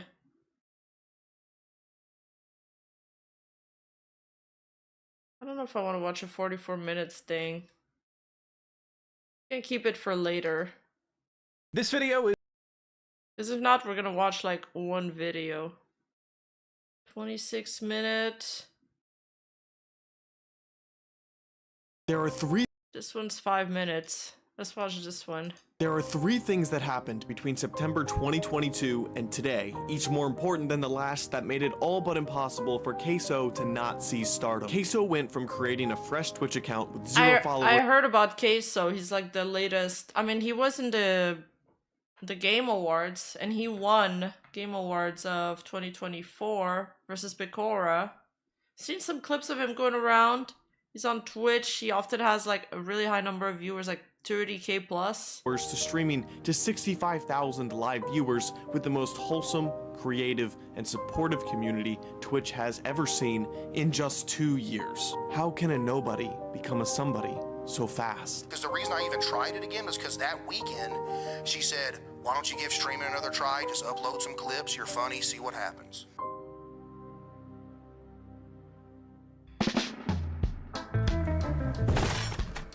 Mount Everest is underwater. Buddy, what? Queso is commonly the butt of the joke. He's very rarely seen putting others down, and his most viewed clips are at his own expense. What'd you just say to me, buddy? I said, I just hope the beam doesn't break. Why would it break? No? Jump, come on. No. Why would the beam break? Explain. Chat. Dude, am I that large? Oh my goodness, there's no way I'm this large. Bro, I'm having a flashback of me making fun of Parrot because his keyboard's so tiny compared to his hands, and I feel like it's the same proportions here? Why does everybody with big hands use the small keyboard? What the fuck is wrong with them? Yeah, he has the tiny keyboard with no numpad. Why is this important? Well, let's think about a late night conversation. When one person begins to open up, it's met with the same. There's a huge difference between answering these comments with legitimate hatred and being a good sport and even playing into the joke. One side says, this is no place for imperfections or insecurities, not yours, not mine, no one's. And then walls go up between the streamer and the chat and more division is created. The other says, my walls are down, poke some fun, I don't mind being vulnerable. And after a little time, chatter's walls come down as well, and then a connection is made. This is how the scenarios are created, where I call Queso dumb in chat, everyone laughs, but then one of my friends calls Queso dumb in real life, and I beat him to a pulp, because no one talks about Queso like that. If you want to ride a wave, you need to be in a place where waves form. Queso's first live stream was to almost 80 people. How is this even possible? People stream every day for years to one viewer and don't see any growth. When Queso finally decided to begin streaming, he did not open Twitch. He opened TikTok. 2K was just coming out and he knew no one would ever be able to find him at the bottom of the queue on Twitch. He knew his time would be better spent on getting discovered. He jumped right on the wave of 2K, uploaded 3 videos which were funny moments of Case pretending to be streaming 2K. That TikTok's game looks algorithm, really good desperate though. to serve the hungry 2K audience with content, scooped Case up right away, and the next morning he woke up to 10,000 followers. Queso seized the opportunity and went live to catch the wave he had formed from not only 2K, but the huge wave that had formed from TikTok. Over time, he saw his streams start to decline, going from 900 all the way down to 150 viewers. Case knew he had to switch up his stream. But how do you switch up a stream successfully in a place where there are no waves? Case decided to follow the exact same formula that gave him success the first time around. Hogwarts Legacy had just come out, and a viral Hogwarts Legacy TikTok sent Case a viewer bump of 450. Eventually, he was able to start Stream Up, leading with Hogwarts Legacy, which no longer branded Case as a 2K streamer. His narrow lane was now an open field. The idea of streaming... So I don't get it. He's posting on TikTok and that converts to live viewers on Twitch?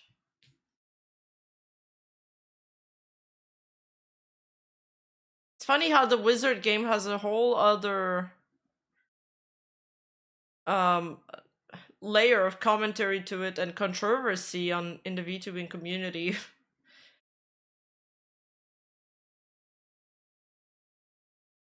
Or is he live streaming on TikTok? I guess he's just posting shorts on TikTok. Had been in Case's head for 7 years. He had seen Nadeshot play video games for a living and knew he wanted to do the same. He had actually bought equipment in 2015, made a few YouTube videos, but then stopped. Why? Queso had the worst internet. Oh, he also worked 2 jobs and lived dreading the next day that he had to go to work. And the culture behind wanting to make a living as a content creator was nowhere near as solidified as it is today. This dream was nothing but looked down on. Not a single thing was going right for Case. For 7 years, the equipment sat. Case continued to deal with life, family obligations, financial burdens, and bad internet. Even one day at the dollar store, his card declined. He ran out of the store shamed. His mom had heard him complain about work repeatedly, day after day, week after week, and taking a car ride with him, September of 2022, told him to give streaming another try. He had the equipment, he just had to start stream. Well, the reason that I gave it another shot again in general was because of my mom. It only takes one person to see you, know you, and push you to take that extra step. If that day Queso had ignored his mom, shrugged it off, rejected her idea, he would still be a nobody. Except the mere success of Queso proves this isn't true. His explosive growth, his humbleness, and kindness remaining consistent despite of his success, and the pain points he endured for years, similar to our own, proves. Whether you have 2 fans or 6.3 million, every so-called nobody has always been a somebody. Dude, that's pretty cool that his mom encouraged him to return to streaming. I feel like most parents would do the opposite. They're like, get a real job.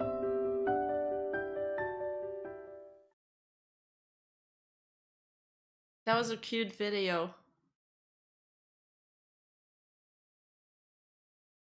Enjoyed it. Submitted by Yuriko.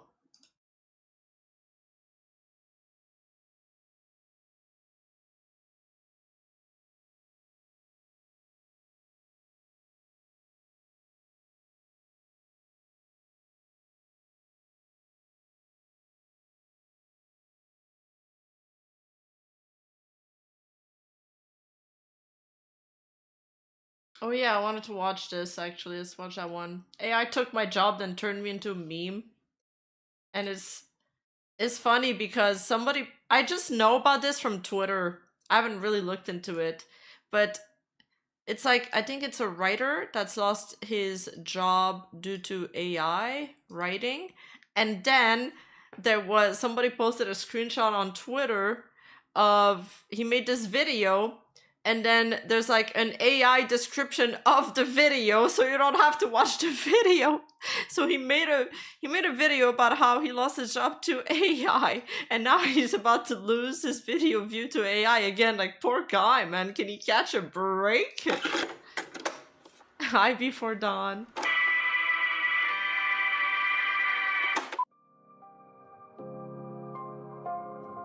It's interesting how our perception of history is shaped by very specific cultural imagery. Never the full story, just the raw emotion. Single frames can capture the attitudes of an entire era, and those images very often appear in fiction. Like with the atmosphere of a post-war Japan, perfectly captured in 19... Oh, this is the Godzilla thing. It's not about the AI. Wrong video. Whoops. Although that looked good. I got turned into a meme. I wasn't planning on making this video, but I thought I should at least talk about it. This thing right here, it's been spreading like all across Oh, that's what it is! Took my job, AI generated video summary. The speaker shares their experience of losing their freelance writing to job to AI. They discuss how the company they work with gradually transition using AI generated content, ultimately replacing their need for human writers. Instagram, Facebook, everyone's been sending it to me these past few days, and it just feels weird. I guess I'm the new poster child of getting your job taken by AI. I took our jobs! In case you didn't know, I made a video last week about how I lost one of my freelance writing jobs to AI. And no joke, AI flexed on me. Underneath that video about how I lost my job to AI, apparently there's an AI generated summary of my video. Yep. I didn't even know it was there until people in the comments told me. Basically, it's taking my content and repurposing it so that people don't even have to watch the whole video. Thanks. And just the irony of it all is pretty crazy. AI literally took my job, then told the story of it. It's like rubbing salt in the wound, kicking a man when he's down, adding insult to injury, pouring gasoline on the fire. But yeah, I guess AI just has it out for me. Took my job, and now they're after my YouTube channel too. The funniest part is I even got an email from this random guy saying like, hey man, I feel you, I'm sorry that you lost your job, but check out this company called Outlier that offers jobs for freelancers like you. I took a look at that website, and what do you know, it's literally a company that trains AI models. Fuck, man. AI literally has no chill. For real though? What the fuck? And I think I mentioned this in my previous video. I'm not making these videos to be like, oh, I'm so sad, you should feel so bad for me now. I really do appreciate the people saying like, hey, I hope everything's okay, I'm sure you'll find something else. But honestly, I'm chilling. I have other sources of income, it's not the end of the world, and I'm doing alright in life. But this kind of thing, it does get you thinking a little bit about the implications of AI and all that, because it is a real concern. Especially now with the AI generated summary thing, which I didn't even know about before. Something like that, for example, it might not seem like much, but even small things like this could actually have like a huge horrible impact on YouTubers and just content creators in general. As a creator myself, like I'll give you a quick explanation of what's gonna happen. Let's say you click on someone's video, you read the AI generated summary underneath it. Well, that pretty much gives you all the information that you need. So obviously you'll be more likely to click off the video without actually watching the whole thing, or maybe just watching a tiny bit of it. For example, my original video was a whole 10 minutes long, but the AI summary, it takes what, 30 seconds to read, something like that. Now think about if that happens like en masse. More and more people just start reading the AI summary and not even watching the video. What that does is it decreases the average. I mean, is that a YouTube feature? Or is it a Google feature? It should, if it is a YouTube feature, it should be there to replace the video description feature. It should be a video description and nothing else. And if it's a YouTube feature, they want you to stay. It's either the way they're going about it is faulty. If they're summarizing the entire video and not enticing people to click on it, then their AI model needs work because it's going against its intended purpose. And its intended purpose should be to keep you on the website as long as possible. So they want you to click on the video. They want you to watch it. Average view duration on the video, and anyone who does YouTube will tell you that's a really important metric for YouTube to promote your video. Like if you have a low average view duration, then it's much less likely to be pushed in the algorithm, which means less views, less subscribers, and less money, all thanks to that AI generated description. If the average watch time is low, then YouTube will think it's a bad. I thought YouTube added that for the people that were too lazy to write their YouTube description. And when I write my YouTube description, I try not to give away too much of the video. I just want to have some keywords, that way, you know, the SEO picks it up. And I want to like incite curiosity without revealing the punch.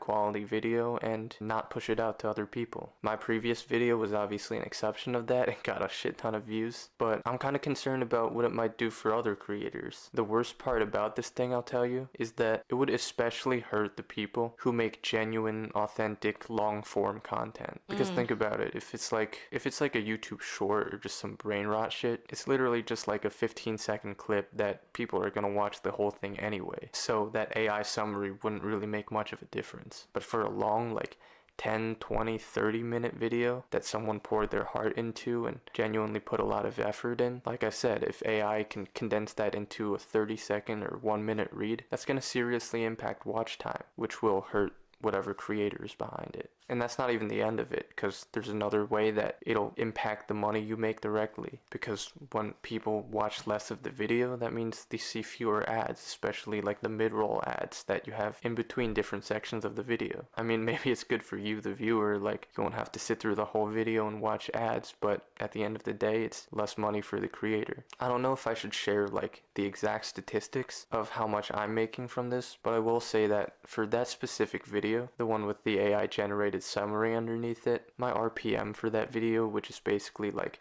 how much money you make per 1,000 views, it's down by about 20 to 25% compared to videos from a few months ago, because I think that was before YouTube started doing this AI generated summary. And that's a big deal, honestly. So That's it a is real affecting thing. his Maybe views. not That's as so much to me stupid. personally, but if someone's actually relying on YouTube for their main source of income, 20% is no joke. Like, it could seriously hurt some people. So all in all, I guess this is just another case. It could be other factors too. I'm pretty sure RPM, it's like it takes in the how much RPM you've made in your other videos too, and it takes in also your audience, like where they come from, like which country they're in.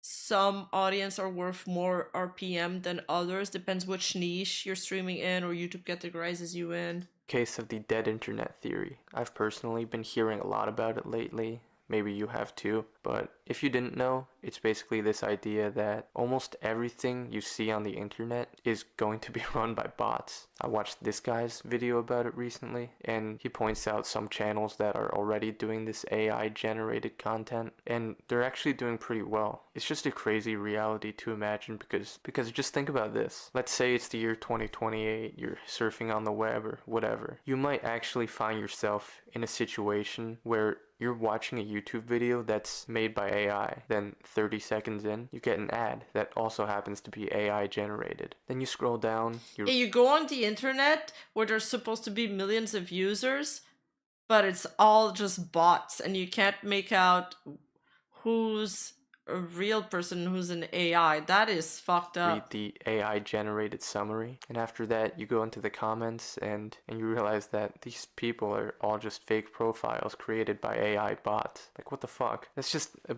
blows my mind, you know? That's just insane to think about. Someone in the comments of my previous video mentioned this, but it's like, imagine telling this to someone 10 years ago, like it's the year 2015, and you tell them that scenario I just described. They'd probably think you're crazy. They probably wouldn't even believe you and just think it's the plot of some like sci-fi dystopian novel or some shit like that. But yeah, I really don't know what else to say other than just be ready for it. It's like that winter is coming meme, except for it's AI that's coming. And if AI is truly the future, obviously it's a very sharp double-edged sword. It can have terrible implications on human life, but it can also help us in some ways. I don't know, if AI is truly the future and it's something that's inevitable like fucking Thanos, I guess we just need to learn how to adapt to live in that kind of a world. Anyways, I'm just curious as to what everyone else thinks about this whole thing. So, as always, if you have any related experiences or expertise or just whatever opinions on this topic, feel free to leave them down in the comments. I try to read and respond to almost every single comment, or at least give it a heart, because a lot of you guys are a lot more knowledgeable and insightful than I am, so it's interesting to hear what people say. And again, this wasn't the video I was originally planning to do, but stay tuned for that next one, because it's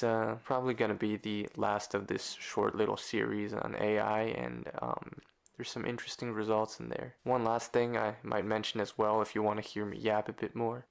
Sometimes I just feel lost or left behind in this world of rapidly increasing technology, you know? And I'm sure some of you maybe feel the same as well. Like I said, how we're almost living in a dystopia, you know? AI, social media. I felt that way when I was trying to set up Juan and it was so complicated. Yeah, relatable. Brain rot, information overload, all of that kind of stuff. And if I had to give like one piece of advice, or at least what I'm trying to do, it's just touch grass. Like, honestly, at some point in my life, I got so tired of like the modern world essentially that I started enjoying nature and shit. So maybe after watching this video, it might be cool to, you know, go outside, breathe some air, look at the sky, whatever. And if you want to see me personally do that kind of stuff and visit some cool places, go hiking, camping, and all those kinds of things, check out my second channel. Actually, don't. Never mind. It's probably best to take a break from the internet. What am I even saying?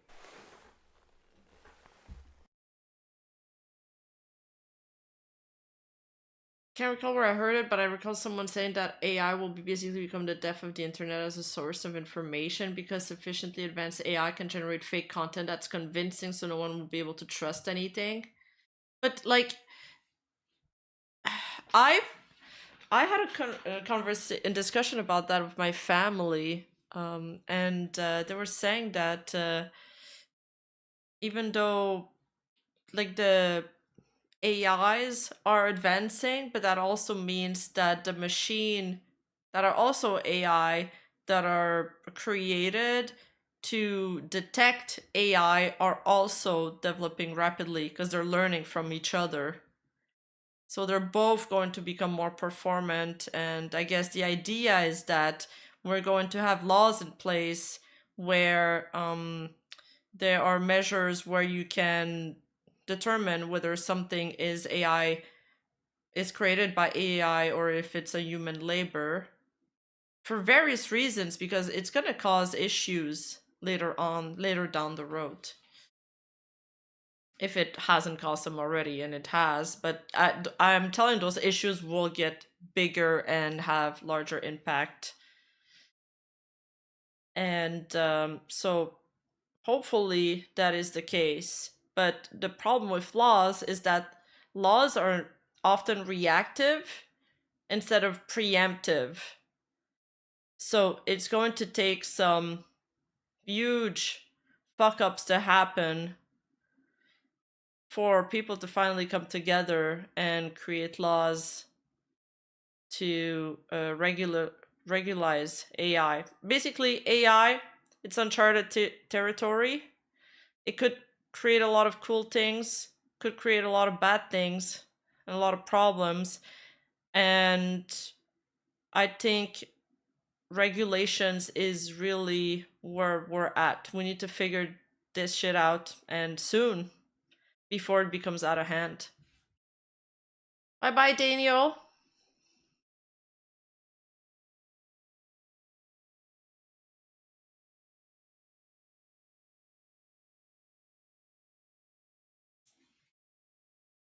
I told me the first living animal to land on Mars was a horse, in July 6, 1997. Not sure I trust that. I love that he's reading all the numbers in not in Japanese, in Spanish. So it wasn't a horse. Which animal landed on March 1st? On Mars, sorry. I feel like the EU has more laws on a lot of the internet stuff, more than we have like in Americas.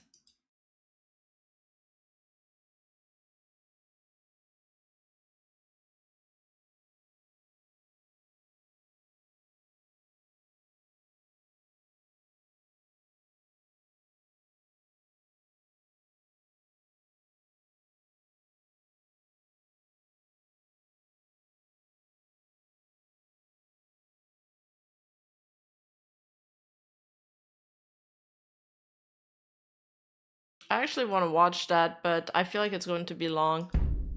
37 minutes, we'll keep that for another time. Americans are swarming China's Red Note app.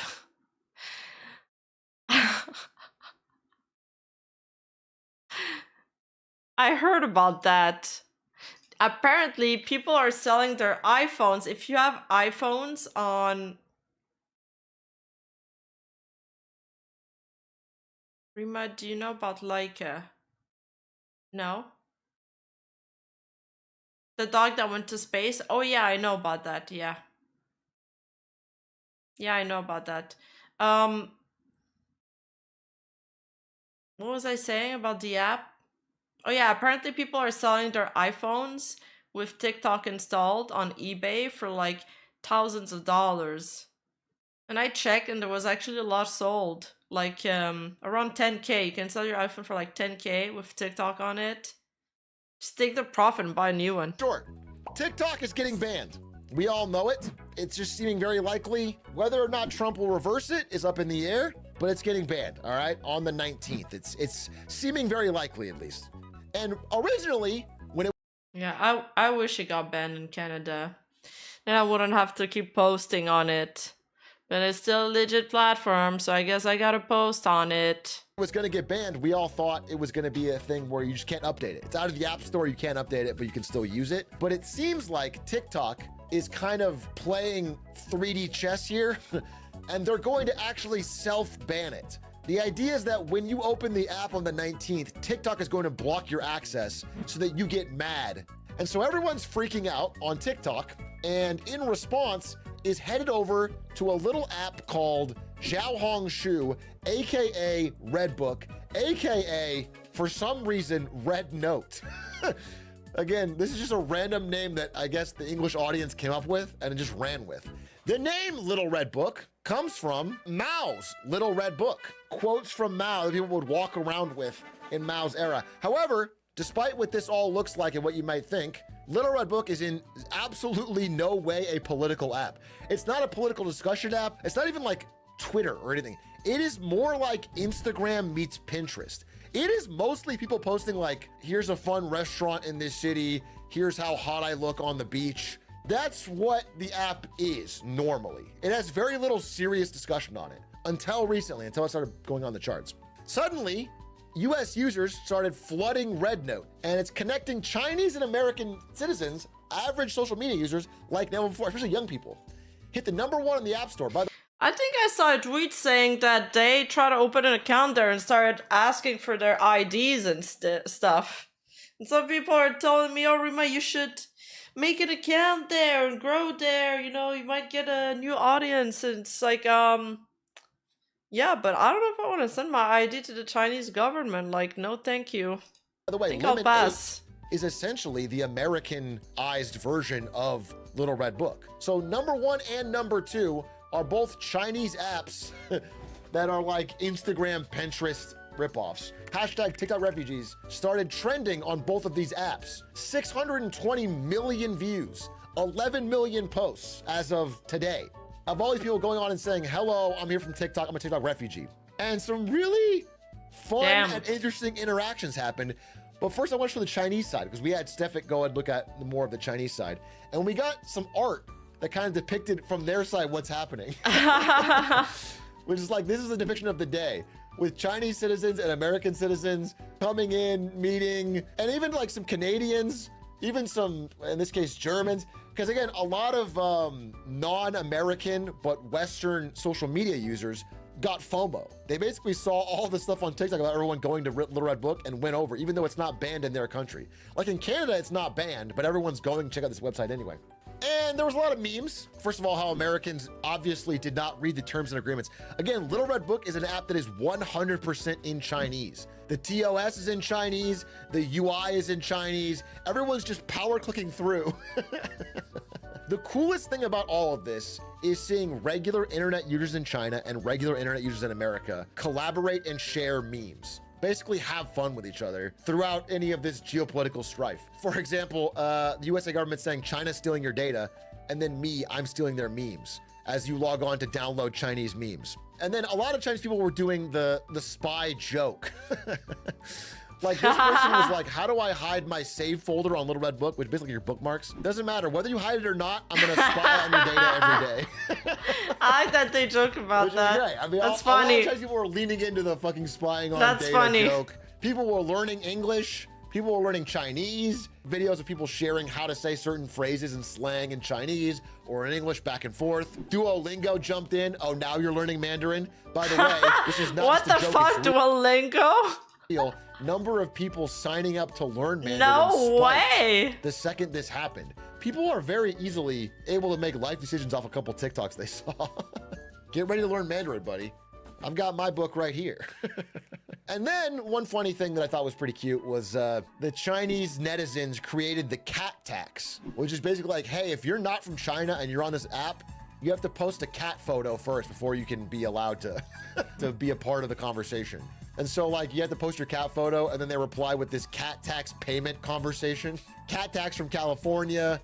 I can't speak Chinese, so I'm paying the cat tax. That's People are doing it. cute. It's pretty cute. I like that. Then we got to the homework sharing. Hi, American people, please help my homework. I love you guys. And there was a lot of like people asking for help on their English homework. Except, you know, these are TikTokers, not like our best and brightest. So some of them were like, I can't do this homework. Y'all's homework has me wondering if I actually know English. And then on the other side, this might sound racist, but it happened. It was a lot of people asking for help with math homework from Chinese kids. Including this guy, a middle school math teacher, Mr. He, who helped an American with their math homework. And then someone said, teaching is truly an endless endeavor. You have to teach Chinese students in the day and teach foreign students at night. There were Chinese people asking for like, hey, can you help me apply for a PhD or help me find an online job? Again, youth unemployment is pretty high in China right now. It makes sense they would try to fucking find a job overseas, although with the H-1B situation, it's gonna be tough. And then of course, because it's a photo sharing app like Instagram, a lot of people just went to horny jail. Both American and Chinese netizens got very horny very quickly. People posted thirst traps and got a bunch of responses from people in other cultures. This is a hot dude in China who posted a selfie, and then Jalissa from TikTok said, hi, do you want a green card? Although it's funny. So again, most of what I'm showing you today is the positive sides of it and the fun sharing of memes and culture is good. However, there were Chinese people, especially Chinese dudes, who used this app basically to find hot girls. And they are extra mad that it's filled with like middle-aged American dudes saying like, hey, I'm from America. They're like furious. Then there was this guy who tried to post a selfie, and instead of getting the thirsty response he thought he was gonna get, he got people like judging him. You have anterior pelvic tilt. What the fuck? There's people Wait, he does. just negging him. Then there was some sharing hobbies. Again, a lot of good feelings. It was like pretty nice to see people just talk about crocheting or little projects, or they all like F1. There's people sharing all sorts of memes. Then of course, there was the AMAs. And this is probably the most interesting part. There were Chinese citizens that were mad because they're like, hey, this app is literally 99.9% of the time just fun stuff. And now there's so many Americans and foreigners on it asking like serious questions and making political discussion and asking like, what do you think about socialism and capitalism and, you know, all this stuff. And it's like, I think there's a fair criticism there of people changing the vibe, but also this is pretty interesting to see people share actual thoughts. I'm like, what do you think about Texas? What do you think about schooling? What do you think about discrimination? There was like an interesting discussion of ideas. But it feels like there's not a lot of videos, it's just photos. How is this the new TikTok? From regular people, and again, it wasn't hostile, which is not what you might expect. It was like openly, it was mostly positive, mostly interesting, which is pretty cool. Then, of course, or am I thinking of another app? China is no different from America. If something is trending on social media, the cringy brands will try to get involved. Like this guy who asked for help with his math homework on Little Red Book, and then the XGIMI brand responded, answered his math problems, and then said, you can take a break from math by playing games and watching movies with the XGIMI projector. No. Now, two things happened that I want to mention. Number one, right when this started to happen, the CEO of Red Note showed up and welcomed everybody to the app.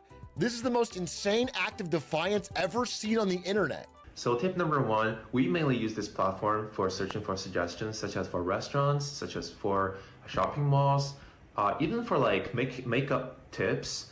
And secondly, this platform is mainly Chinese speaking, but do feel free to speak English and post English content, because I believe there are a lot more English speaking people on this platform nowadays, and like we need to build this community. And that is powerful. What a powerful thing for a CEO today. It just turns out that this guy's not a CEO. He's just a guy living in Canada. What? Somebody just posted his video with the caption, "The Little Red Book CEO speaks." When this I was guy like, damn, all the Asian CEOs look so cool. They're so young. They're all like bawling and shit. And turns out it's just an influencer trolling us. found out. This is his reaction. Okay, so I got this text message today from one of my friends saying, does this guy look like your boyfriend? So apparently you went viral today. What? As wait, is that on TikTok? Yeah. So it says the CEO of Red Note has welcomed Americans to their Pinterest Instagram app. Hell actually happened. This is my boyfriend Jerry, and I'm Jerry. And I'm Danny. We are the creators behind this account, and he is not the CEO of Red Note. I'm just another normal guy in Vancouver. He's fucking Canadian. People were losing their minds over the open and honest dialogue of the CEO, but it was just a dude. There was some friendly roasting as well. Chinese, give us your American jokes. Please make fun of us so we can laugh.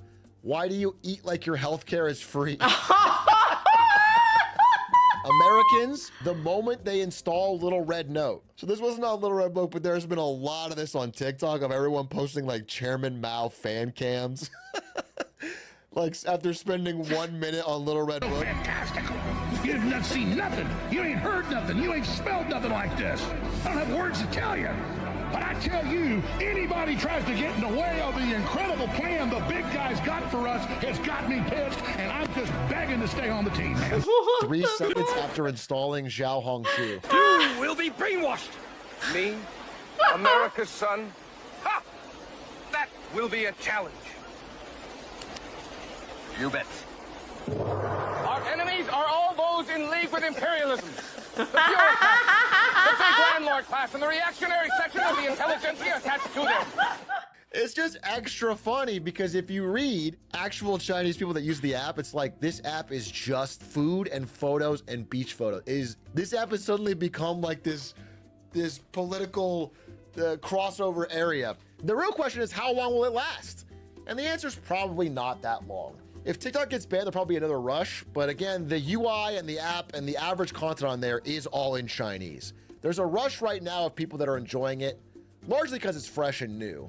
And it's fun and it's beautiful and I think it's cool. However, I'm not sure it will be a long-term thing. Regular people are gonna be using LRB. And of course, if TikTok is banned, then Lemon 8 and LRB will probably eventually get banned as well. But for a moment, it's kind of beautiful. And it reminds me, in some small way, a story that happened in World War I, where on Christmas Day, the German and the French soldiers who were in trenches opposite each other, both came out of the trenches and played soccer. For like this brief moment, they stopped killing each other. They played soccer, they shared a drink. A week later, they were back to killing each other. It went back. And as we enter an era... But then I feel like you feel more bad about killing them after. That's a terrible idea. Because then you'd hesitate. And that's when you die. The next 10 years where geopolitical forces are going to put US and China more and more at odds, especially at the government level. It's nice that there was a moment where regular people of both countries can see that we're all just social media addicted memers. We all just like want the same crap. We want someone to like our hot selfie and call us hot. We want a funny meme, we want a cat photo. It's not a big world-changing thing. People are making it out to be bigger than it is, I think, but it was nice. It was a nice moment, and I enjoyed it. And I saw the memes were funny. And I think someone on China's side thought the same thing, because this image went viral. If there really is an uncontrollable factor that causes our contact to be cut off again, we must also remember the love and trust we have for each other at this moment and in the future. If there are words that defame each other, we can firmly say to ourselves in our hearts that what I see is not like this. I thought it was pretty based. This was a viral on the Chinese side. I don't think this is the world's biggest deal, but I thought it was a fun moment. Cute. It's nice to see one little bit of good news. So True. that's the update. Thanks for watching. True. There's value in learning about different people than you. Oh, hi, Parrot.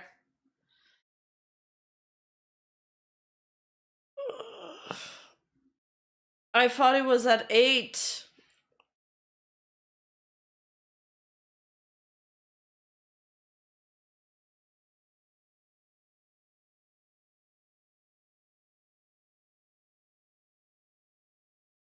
Well, they look the same, Yinka. Okay, let's do it fast now then. Anyway, I was gonna end stream. I need to go grab some water. I've run out like an hour and a half ago.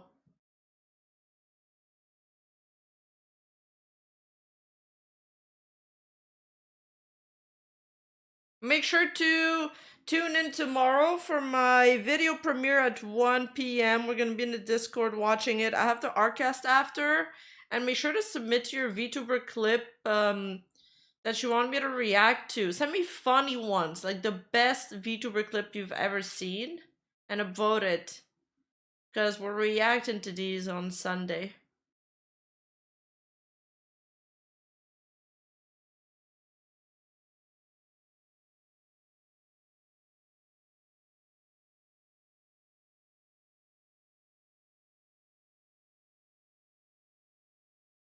Oh, Bonnie's doing her hot tub taxes. Oh my god, I gotta do my taxes too. Fuck. Alright. I'm checking out, guys. Thanks for hanging out. Vote on the clips. And bye-bye. See you next time.